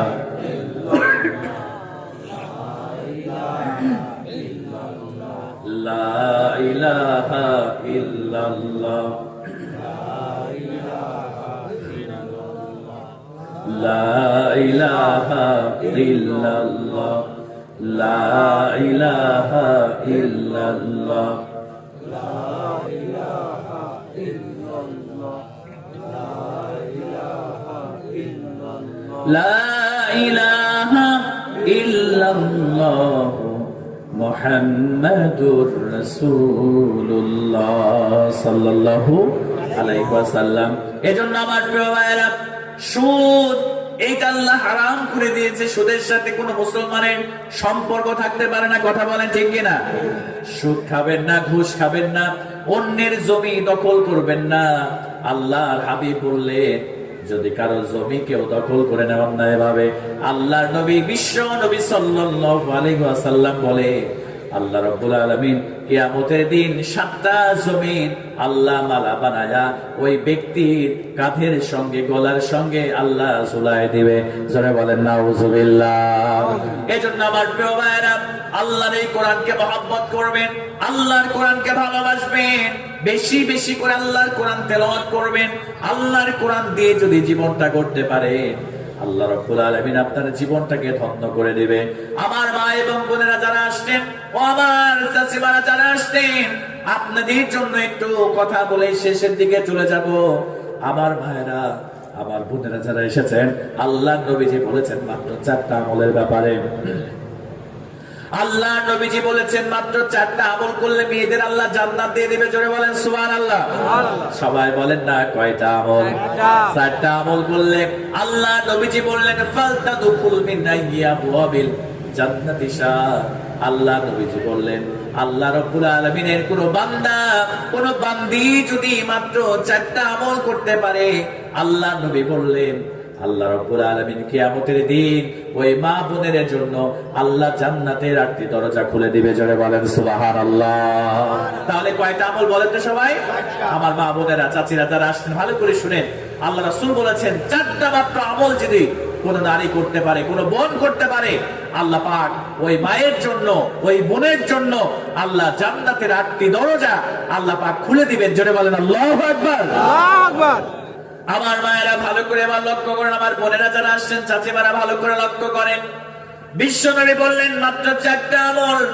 আল্লাহ নবীজি 1 নাম্বার আমলের ব্যাপারে বিশ্ব নবী সাল্লাল্লাহু আলাইহি ওয়াসাল্লাম, আমার নবীজি সাল্লাল্লাহু আলাইহি ওয়াসাল্লাম চারটা আমলের ব্যাপারে এক নম্বরে আমলের কথা বিশ্ব নবী বললেন, আল মারআতু ইযা সাল্লাত খামসা, আমার মায়েদেরকে 5 ওয়াক্ত নামাজ আমার মায়েদেরকে পড়তে হবে। সবাই বলেন কয় ওয়াক্ত নামাজ? আর একটু জোরে বলেন না, কয় ওয়াক্ত নামাজ? বিশ্ব নবী সাল্লাল্লাহু আলাইহি ওয়াসাল্লাম বলেন, একজন মা যদি, একজন বোন যদি 5 ওয়াক্ত নামাজ পড়তে পারে, ও আমার মায়েরা আজকের এই মাহফিল থেকে দৃঢ় প্রতিজ্ঞাবদ্ধ হয়ে যান, জীবনে আর কখনো নামাজ ছেড়ে দিবেন না, 5 ওয়াক্ত নামাজ পড়বেন। আল্লাহ নবীজি বললেন ওয়াসামাত শাহরাম, রমজান মাসে রোজা করবেন। আল্লাহ নবীজি 3 নম্বরে বললেন ওয়াহসানাত ফারজাহা, এটার 2টা অর্থ হতে পারে। 1 নম্বর অর্থ মায়েরা পর্দা করবে, আর 2 নম্বর অর্থ হলো লজ্জা স্থানের হেফাজত করবে, জিনা করবে না, ব্যভিচার করবে না। আমার মা এবং বোনেরা আজকে তারা পর্দা করতে চায় না, তারা বোরকা পড়তে চায় না, নিজের সৌন্দর্যকে সাজুগুজু করে অর্ধ উলঙ্গ হয়ে বোরকা না পরে ঘর থেকে বের হয়ে যায়। এরকম মা বোন আমাদের সমাজে আছে না নাই? আমার মায়েরা ভালো করে লক্ষ্য করেন, হযরতে ফাতিমা রাদিয়াল্লাহু তাআলা আনহা কেমন করে নিজের জীবনটাকে সুন্দর করে গড়েছিল। ও আমার মায়েরা পর্দা করতে চান না। হযরতে ফাতিমা রাদিয়াল্লাহু তাআলা আনহা বিশ্বনবী সাল্লাল্লাহু আলাইহি ওয়াসাল্লামের কন্যা। হযরতে ফাতিমা সকালবেলা প্রচন্ড কান্না শুরু করে দিয়েছে। হযরতে আলী রাদিয়াল্লাহু তাআলা আনহু বাড়ির মধ্যে প্রবেশ করলেন। প্রবেশ করার পরে এবার খেয়াল করে দেখে ফাতিমা হাউমাউ করে কান্না শুরু করে দিয়েছে। হযরত আলী ফাতিমারে বলল, ফাতিমা কেন কান্না করো? হযরতে ফাতিমা হযরত আলীকে জড়ায় ধরে আরো জোরে জোরে কান্না শুরু করে দিল। এবার হযরত আলী বললেন, ফাতিমা কেন কান্না করো? আমার একটু জানাও, এত কান্না তুমি কেন করো? এবার ফাতিমা রাদিয়াল্লাহু তাআলা আনহা বলছেন, ও প্রাণের স্বামী, আজকে রাতের বেলা এমন একটা স্বপ্ন দেখেছি যে স্বপ্নের জন্য আমি ফাতিমা এত কান্না করতেছি। এবার হযরত আলী বললেন, ফাতিমা কি স্বপ্ন দেখেছো আমার একটু বলো। এবার ফাতিমা রাদিয়াল্লাহু তাআলা বলছেন, প্রাণের স্বামী গো, আজকে রাতের বেলা স্বপ্ন দেখলাম আমার বাবা মুহাম্মদুর রাসূলুল্লাহ সাল্লাল্লাহু আলাইহি ওয়াসাল্লাম তিনি আমার ঘরের মধ্যে প্রবেশ করেছে। আমার ঘরের মধ্যে প্রবেশ করার পরে এবার আমার বাবা কি যেন তালাশ করে, কি যেন খোঁজে। আমি আমার বাবাকে জিজ্ঞেস করলাম, আব্বা আপনি কি খুঁজেন, কি তালাশ করেন? আমার বাবা বলল, ফাতিমা রে, আমি তো তোমাকেই খুঁজতেছি, তোমাকে তালাশ করি। আমার আজকে তুমি তোমার আলীর সঙ্গে তুমি সারি করবা, আর আমি নবীজি তোমার বাবা মুহাম্মদুর রাসূলুল্লাহ সাল্লাল্লাহু আলাইহি ওয়াসাল্লামের সঙ্গে তুমি ইফতারি করবা। হযরত ফাতিমা আলীকে এই কথা বললেন। আমার মায়েরা ভালো করে লক্ষ্য করেন, হযরতে ফাতিমা যখন এই কথা বললেন, সঙ্গে সঙ্গে আলীর আর বুঝতে বাকি রইল না, কারণ আলীকে তো জ্ঞানের দরজা বলা হয়। হযরত আলী বুঝতে পারলেন আজকে আমার আর ফাতিমার শেষ দিন, আজকের পর থেকে আমার ফাতিমার সঙ্গে আর দেখা হবে না। ও আমার মায়েরা, এবার বিশ্ব নবীর জামাতা হযরত আলীকে আম্মা জান হযরত ফাতিমা রাদিয়াল্লাহু তাআলা আনহা ডাক দিয়ে বলে, প্রাণের স্বামী রে, আমি তো দুনিয়া ছেড়ে চিরবিদায় নিয়ে চলে যাব। আপনার কাছে আমার একটা চাওয়া হলো, আমি যখন ইন্তেকাল করব তার আগে আপনার কাছে এখন আমি একটা জিনিস চাই, সেটা হলো আপনি সাথে যদি আমার কোনো ভুল হয়ে যায়, বেয়াদবি যদি হয়ে যায়, প্রাণের স্বামী আপনি আমাকে মাফ করে দিবেন, আমাকে ক্ষমা করে দিবেন। কারণ আপনি যদি মাফ না করেন, ক্ষমা না করেন, কিয়ামতের দিন কঠিন মুসিবতের সময় আমি বিশ্ব নবীর মেয়ে হয়ে আমি কখনোই জান্নাতে যেতে পারবো না। কথা বলেন ঠিক কিনা? হযরত আলী বললেন, ফাতিমা আমার সঙ্গে তো তেমন কোন অন্যায় করো নাই, আমার সঙ্গে তেমন কোন বেয়াদবি করো নাই, তবু মাফ চেয়েছেন ফাতিমা, যাও তোমারে মাফ করে দিলাম। এবার ফাতিমা ডাক দিয়ে বলছে, প্রাণের স্বামী, এবার মৃত্যুর পরে আরেকটা জিনিস আপনার কাছে চাইবো, আপনি কথা দেন আমাকে সেই জিনিসটা আপনি পূরণ করবেন, ইচ্ছাটা। হযরত আলী ডাক দিয়ে বলেন, ফাতিমা কি হয়েছে বলো। ও আমার মায়েরা, যারা পর্দা করতে চান না তাদের জন্য শিক্ষা হলো। হযরত ফাতিমা এবার ডাক দিয়ে বলছে, ও প্রাণের স্বামী, আমি যখন ইন্তেকাল করব, আমি যখন মারা যাব, আমাকে অন্ধকার গহীন কবরের মধ্যে আপনি রাখবেন। আপনি কোনো মানুষকে খবর দিবেন না, কোনো মানুষকে ডাকার প্রয়োজন নাই। আপনি আমাকে রাতের বেলা অন্ধকারের মধ্যে কোনো মানুষকে না জানিয়ে আপনি আমার হাসান আর হুসাইন মিলে আমার জানাজা করে আপনি আমাকে দাফনের ব্যবস্থা আপনি করে দিবেন। জোরে বলেন আল্লাহু আকবার। হযরত আলী ডাক দিয়ে বললেন, ফাতিমা রে প্রাণের বিবি, তুমি হলে বিশ্ব নবীর মেয়ে, তুমি ফাতিমা। সমস্ত আল্লাহ নবী সাহাবী যারা আছে মক্কা মদিনার মধ্যে সবাইকে খবর দিব, সবাই তোমার জানাজায় শরীক হয়ে যাবে। কিন্তু ফাতিমা, কেন এই কথাটা তুমি বললা? আমি তো বুঝতে পারলাম না। এবার বিশ্ব নবীর কন্যা ফাতিমা রাদিয়াল্লাহু তাআলা আনহা বললেন, ও প্রাণের স্বামী, এই দুনিয়াতে আমি এমন করে পর্দা করেছি, এমন করে আমি হিজাব করেছি, এমন করে আমি বোরকা পরেছি রে প্রাণের স্বামী, দুনিয়াতে কোন মানুষ আমি নবীর মেয়ে দেখতে কেমন, আমার চেহারা কেমন, আমি দেখতে মোটা নাকি চিকন, আমি এমন করে পর্দা করেছি, আমার চেহারা কেউ কখনো দেখে নাই, আমার সতর কেউ কখনো দেখে নাই। আমি যখন ইন্তেকাল করব, আর ইন্তেকালের পরে যদি অসংখ্য মানুষ যদি চলে আসে, আর আমাকে যখন খাটিয়ার মধ্যে রাখা হবে, ওই খাটিয়ার মধ্যে রাখার পরে যদি আল্লাহর কোনো নবীর সাহাবীরা যদি খাটিয়ার উপর থেকে কাপড়ের মধ্য থেকে আমি মোটা না চিকন ছিলাম যদি আমাকে দেখে ফেলে, আমি দেখতে কেমন ছিলাম, কাপড় যদি সরে যেয়ে দেখে ফেলে, ও প্রাণের স্বামী গো, আমি কিয়ামতের দিন আল্লাহর কাছে আমি জবাব দিতে পারবো না। জোরে বলেন আল্লাহু আকবার। হযরত আলী ডাক দিয়ে বললেন, প্রাণের স্ত্রী, সমস্যা নেই, কথা দিলাম তোমাকে আমি রাতের অন্ধকারে তোমার দাফনের ব্যবস্থা করব, কাউকে বলবো না।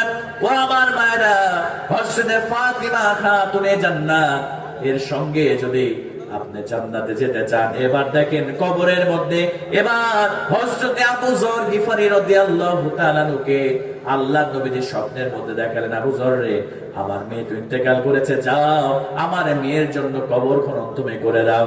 এবার হযরত আবু যর গিফারি চলে আসলেন, কবরটা খনন করলেন।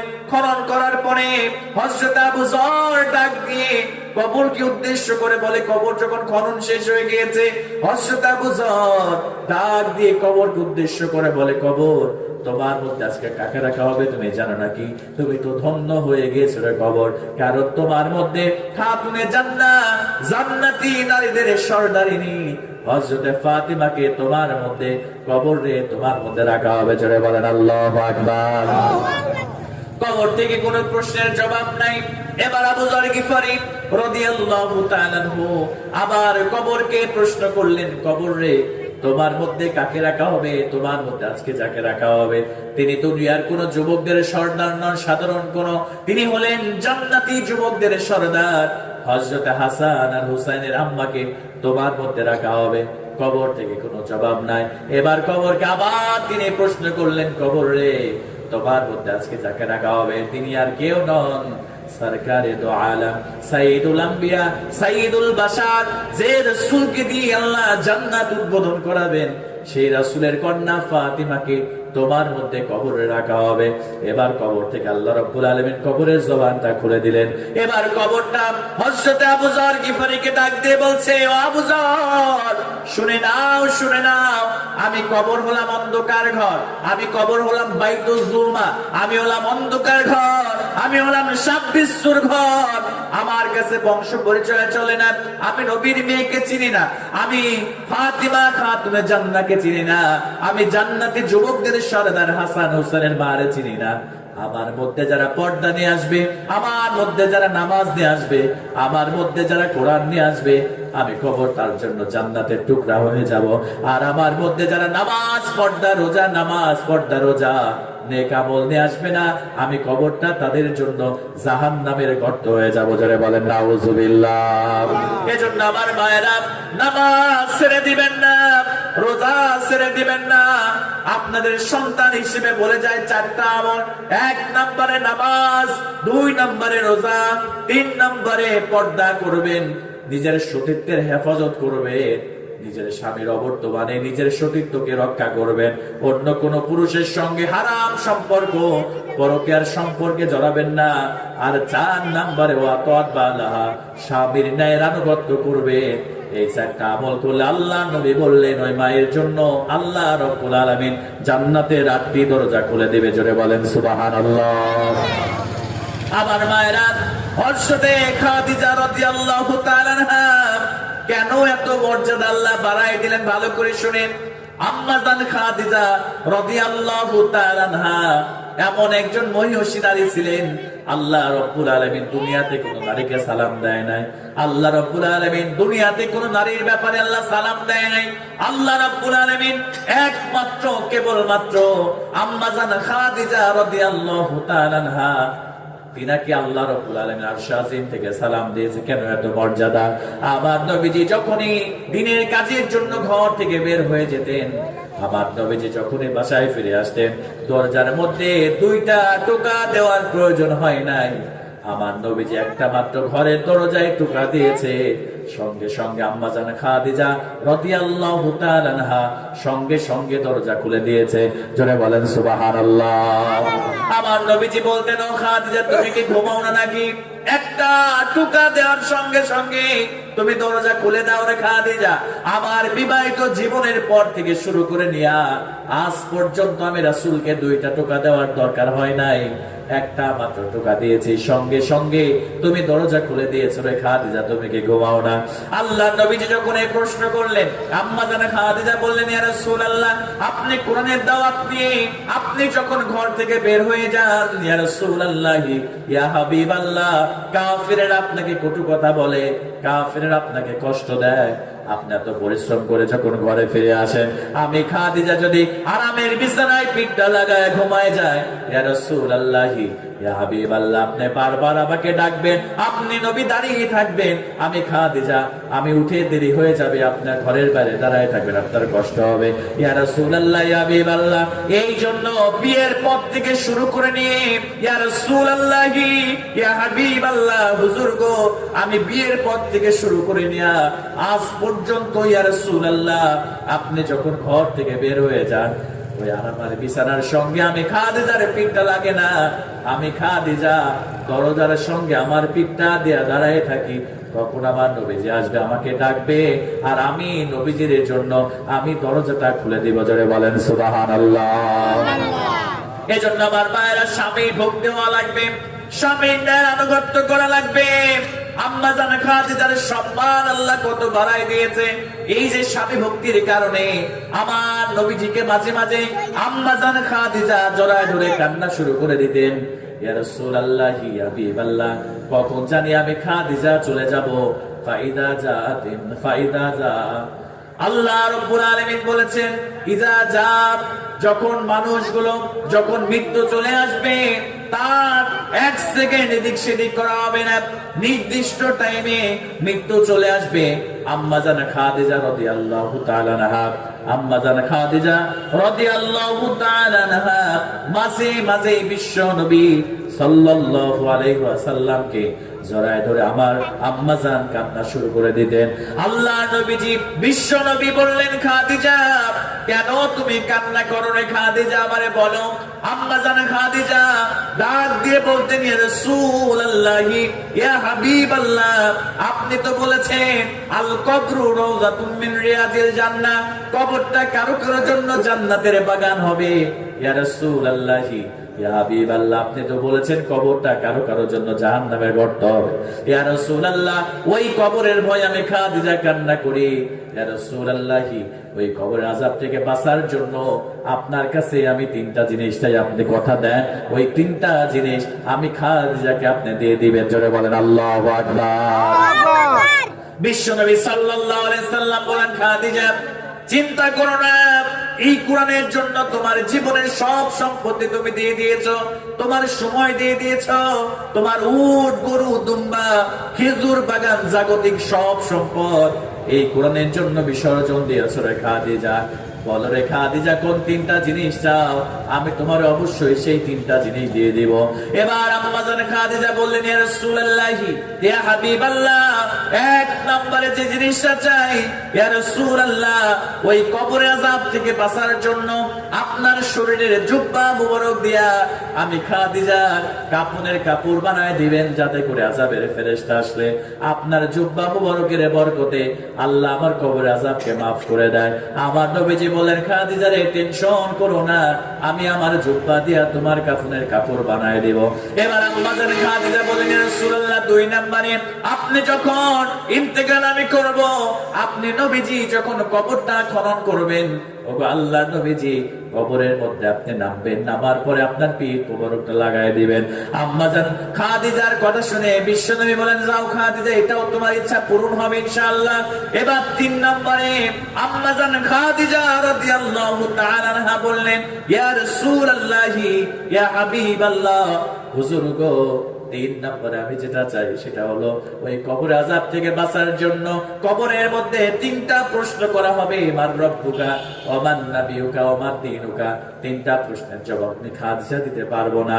আমার মায়েরা, এই খাদিজা যাকে আল্লাহ সালাম দিয়েছে, জান্নাতের সুসংবাদ দিয়েছে, ওই খাদিজার কবর নিয়ে কত চিন্তা।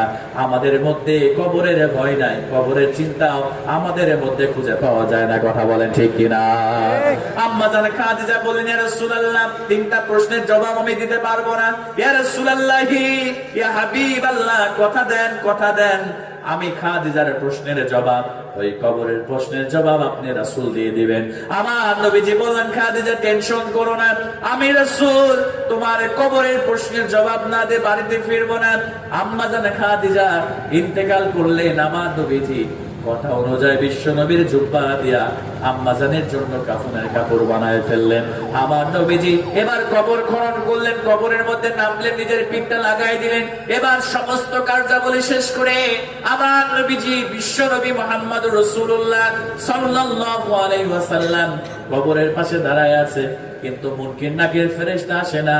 আল্লাহর নবীজি বিকেল হয়ে যায়, সাহাবায়ে কেরাম এসে বলে, হযরত আবু বকর, ওমর, আলী, উসমান এসে বলে, ইয়া রাসূলুল্লাহ চলেন ঘরে ফিরে যায়। আল্লাহ নবীজি বললেন, আমার সাহাবীরা তোমরা ঘরে ফিরে যাও, আমি আমার খাদিজাকে কথা দিয়েছি কবরের সওয়াল জবাবের প্রশ্ন আমি বিশ্ব নবী এই কবরের প্রশ্ন আমি দিয়ে দেব। জোরে বলেন আল্লাহু আকবার। এবার আমার প্রিয় ভাইরা, সন্ধ্যা যখন হয়ে যায়, আল্লাহ নবীজি কষ্টে করে দাঁড়িয়ে আছেন, আল্লাহর সহ্য হয় না। আল্লাহ এবারে জিবরিলকে পাঠায় দিল, যাও রে জিবরাইল যাও, আমার নবীজিকে জানায় দাও আমার খাদিজার উপরে আমি আমার এই বান্দির উপরে এত খুশি হয়েছি, এত সন্তুষ্ট হয়েছি, আমার নবীজির প্রশ্নের জবাব দেওয়ার প্রয়োজন নাই। আমি আল্লাহ রাব্বুল আলামিন আরশে আজিম থেকে আমি আল্লাহ খাদিজার প্রশ্নের জবাব আমি আল্লাহ রাব্বুল আলামিন দিয়ে দিয়েছি। জোরে বলেন সুবহানাল্লাহ।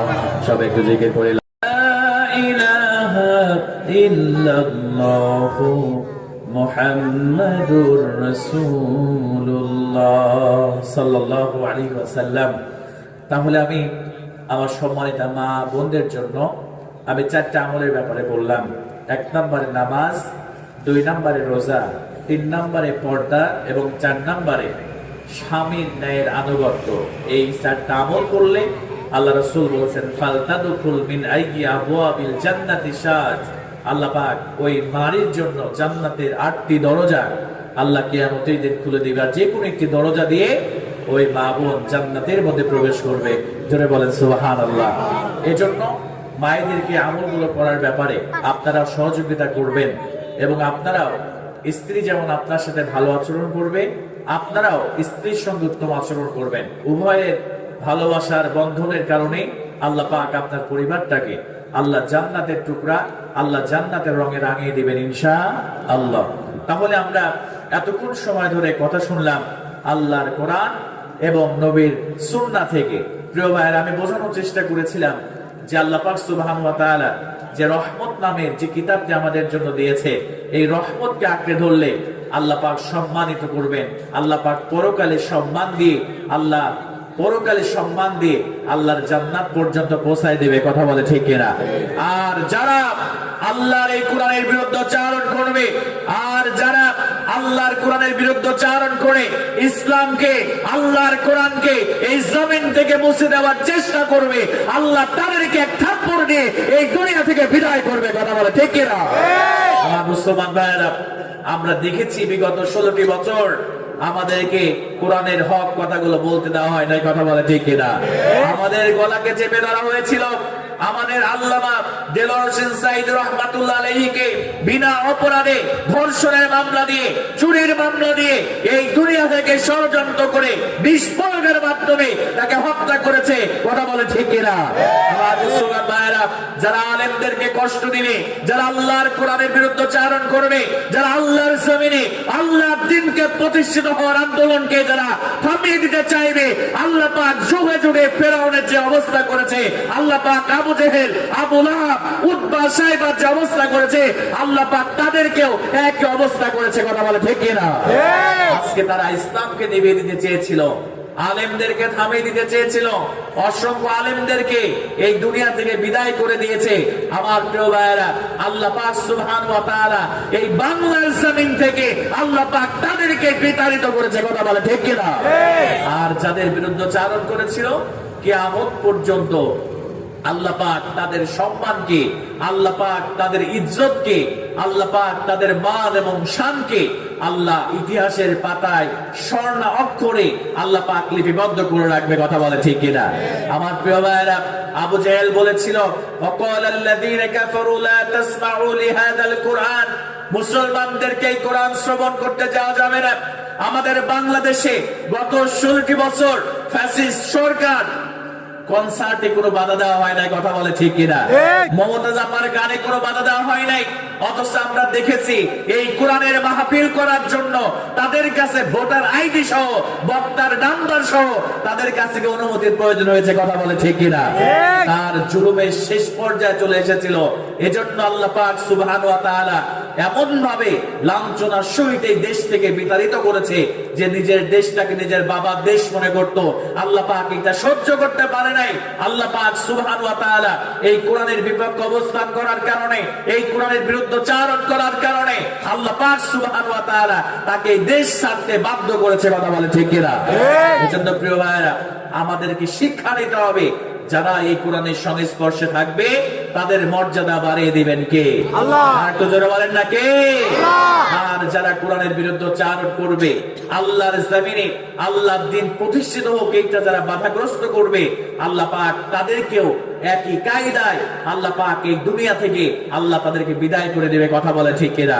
আমার প্রিয় ভাইয়ের জন্য আমরা এই কোরআনের পক্ষে থাকবো। তাহলে আল্লাহ পাক হযরত ওমরের মতো, হযরত বেলালের মতো আল্লাহ পাক দুনিয়াতে সম্মান দিবে এবং আল্লাহ পাক পরকালে আমাদেরকে জান্নাত দিয়ে আল্লাহ ধন্য করে দিবে। জোরে বলেন সুবহানাল্লাহ। আর আমরা যদি কোরআনের বিরুদ্ধে চারণ করি, কোরআনের বিপক্ষে অবস্থান করি, আর আল্লাহর নবীর সুন্নাহর বিপক্ষে অবস্থান করি, তাহলে আল্লাহ পাক আমাদেরকে লাঞ্ছিত করবেন, পরকালে জাহান্নাম দিয়ে আল্লাহ পাক আমাদেরকে জাহান্নামের আগুনের মধ্যে নিক্ষেপ করে দিবেন। এজন্য প্রিয় ভাইরা, আপনার কি কষ্ট হয়েছে? আমি অনেক সময় ধরে আলোচনা করলাম, কষ্ট হয়নি তো ইনশাআল্লাহ? আসলে আমারও খুব ভালো লাগছে। আমি প্রথমে সেটা বলে নিয়েছিলাম যে আমারও ভালো লাগছে এটা ভেবে যে আপনাদের কোলে-পিঠে করে আমাকে মানুষ করেছেন। আসলে এটা একটা ভালো লাগার জায়গা। আল্লাহ পাক সুবহানাহু ওয়া তাআলা আমাকে সেই জায়গায় বসিয়ে আপনাদের সামনে রেখে আমি কোরআনের কিছু কথা আমি বোঝানোর চেষ্টা করেছি, কিছু বলার চেষ্টা করেছি। আমার খুবই ভালো লাগছে যে আমার নিজের এলাকা, যেখানে আমার জন্মস্থান, হয়তোবা আমরা সেখানে চলে গিয়েছি, কিন্তু তারপরেও একটা জন্মস্থানের প্রতি একটা ভালোবাসা, একটা ভালো লাগা কিন্তু সব সময়ের জন্য হৃদয়ের মধ্যে কাজ করে। রাস্তা দিয়ে আসলাম, অনেককে আমি চিনি, কিন্তু আমাকে জিজ্ঞেস করছে যে আমার চিনতে পারছো না। আমি চিনতে পারছি ফেস দেখে। আসলে অনেকদিন হয়তোবা আপনাদের সাথে দেখা হয় রাস্তাঘাটে, মাঝে মাঝে আসি, এই জন্য ভালোভাবে নাম সব মনে আছে। কিন্তু অনেকের সাথে, যাদের সাথে, যেসব চাচিমাদের সঙ্গে অনেকদিন দেখা নেই, বা যে সমস্ত ভাবিদের সঙ্গে আপনাদের সঙ্গে দেখা নেই, আমি মনে করতে পারছি না, শুধু ফেসটা মনে আছে যে অমুক হবে, এরকম আন্দাজ করতে পারছি। তো যাই হোক, আমি আমার মা চাচিদের জন্য কিছু আলোচনা করার চেষ্টা করেছি। আমি সকলের কাছে দোয়া চাই। আমি মা চাচিদের জন্য 4টা মাত্র আমলের কথা বলেছি। 1 নম্বরে নামাজ, 2 নম্বরে রোজা, 3 নম্বরে পর্দা, 4 নম্বরে স্বামীর ন্যায় রানবত। এই 4টা আমল আপনারা কখনো ছেড়ে দিবেন না। আর আমার ভবানীপুর এলাকাবাসীর জন্য আমার আরেকটি নসিহত হচ্ছে, প্রিয় কলিজার টুকরা যুবক ভাইয়েরা, হয়তো আমার অনেক সিনিয়ররা আছেন, জুনিয়ররা আছেন, বা আমার খেলার সাথে যারা আছে, তোমাদের জন্য একটা নসিহত চিঠি হচ্ছে, কখনো 5 ওয়াক্ত নামাজ ছেড়ে দেওয়া যাবে না। কারণ যুবকদের একটা সিজদার দাম আল্লাহর কাছে অনেক দামি। আল্লাহ পাকের হাবিব বলছে, একটা যুবক যখন আল্লাহর কদমে সিজদা দেয়, আল্লাহর হাবিব বললেন ওই সেজদা দেওয়ার কারণে ওই যুবকের একটা সেজদা দেওয়াতে আল্লাহর আরশটা থরথর করে কাঁপতে থাকে। সুবহানাল্লাহ বলবেন না? আল্লাহ পাক ফেরেশতাদেরকে বলে উযুর ইলা শাব, ও আমার ফেরেশতারা আমার যুবক বান্দার দিকে তাকাও, আমার যুবক বান্দা কি করছে একটু বলো তো। ফেরেশতারা বলে আল্লাহ তোমার কদমে সেজদা দিয়েছে, সেজদা দিয়ে তোমার বরত্বের ঘোষণা করছে, সুবহানা রাব্বিয়াল আলা, তোমার পবিত্রতার ঘোষণা করছে, বরত্বের ঘোষণা করছে। আল্লাহ পাক ডাক দিয়ে বলে এই বান্দাদের কি তোমরা বানাতে নিষেধ করেছিলে? ও আমার ফেরেশতারা সাক্ষী হয়ে যাও, আমার যুবক বান্দা যেহেতু আমাকে পবিত্র বলেছে, আমাকে বরত্বের ঘোষণা দিয়েছে, আমি তার সেজদা থেকে মাথা তোলার আগে আমি আল্লাহ পাক সুবহান ওয়া তাআলা তার জীবনের সব গুনাহ মাফ করে আমি আল্লাহ তাকে পবিত্র ঘোষণা আমি করে দিলাম। জোরে বলেন সুবহানাল্লাহ। এই জন্য কলিজার টুকরা যুবক ভাইয়েরা, নিঃসন্দেহে আজকের এই তাফসীরুল কোরআন মাহফিল এটি প্রশংসার দাবি রাখে। আল্লাহ পাকের কাছে আমরা দোয়া করি আল্লাহ পাক যেন আমাদের এই মাহফিলকে নাজাতের উসিলা বানায় দেয়। আমরা সকলেই পড়ি আল্লাহুম্মা আমিন। সর্বোপরি প্রিয় ভাইয়েরা, এখানে আমরা যারা আছি আমরা সবাই অপরাধ করেছি, কথা বলেন ঠিক কিনা? আমরা পাপ ছাড়া, অপরাধ ছাড়া, অন্যায় ছাড়া এখানে কেউ একজন আছে বলেন তো? কেউ নেই। আমিও বলতে পারবো না যে আমি অন্যায় করি নাই, আপনিও বলতে পারবেন না, কাবা শরীফের ইমামও বলতে পারবে না। আল্লাহ পাক বলছেন বান্দা গুনাহ করার পরে লা তাকনাতু মির রাহমাতিল্লাহ, আমার রহমত থেকে, আমার দয়া থেকে তোমরা নিরাশ হয়ে যেও না। বান্দারে জেনে রাখবো তুমি যতই অপরাধ করো না কেন, তুমি অন্যায় করতে করতে, পাপ করতে করতে তুমি ক্লান্ত হয়ে যাও, কিন্তু আমি আল্লাহ এমন রব, আমি আল্লাহ ক্ষমা করতে করতে আমি আল্লাহ ক্লান্ত হয়ে যাই না। জোরে বলেন আল্লাহু আকবার। আল্লাহ পাক ক্লান্ত হয়ে যান না, শুধুমাত্র আল্লাহর কদমে লুটিয়ে পড়েন। সবাই যখন ঘুমিয়ে পড়েছে, পাখির কিচিরমিচির গুলো বন্ধ হয়েছে,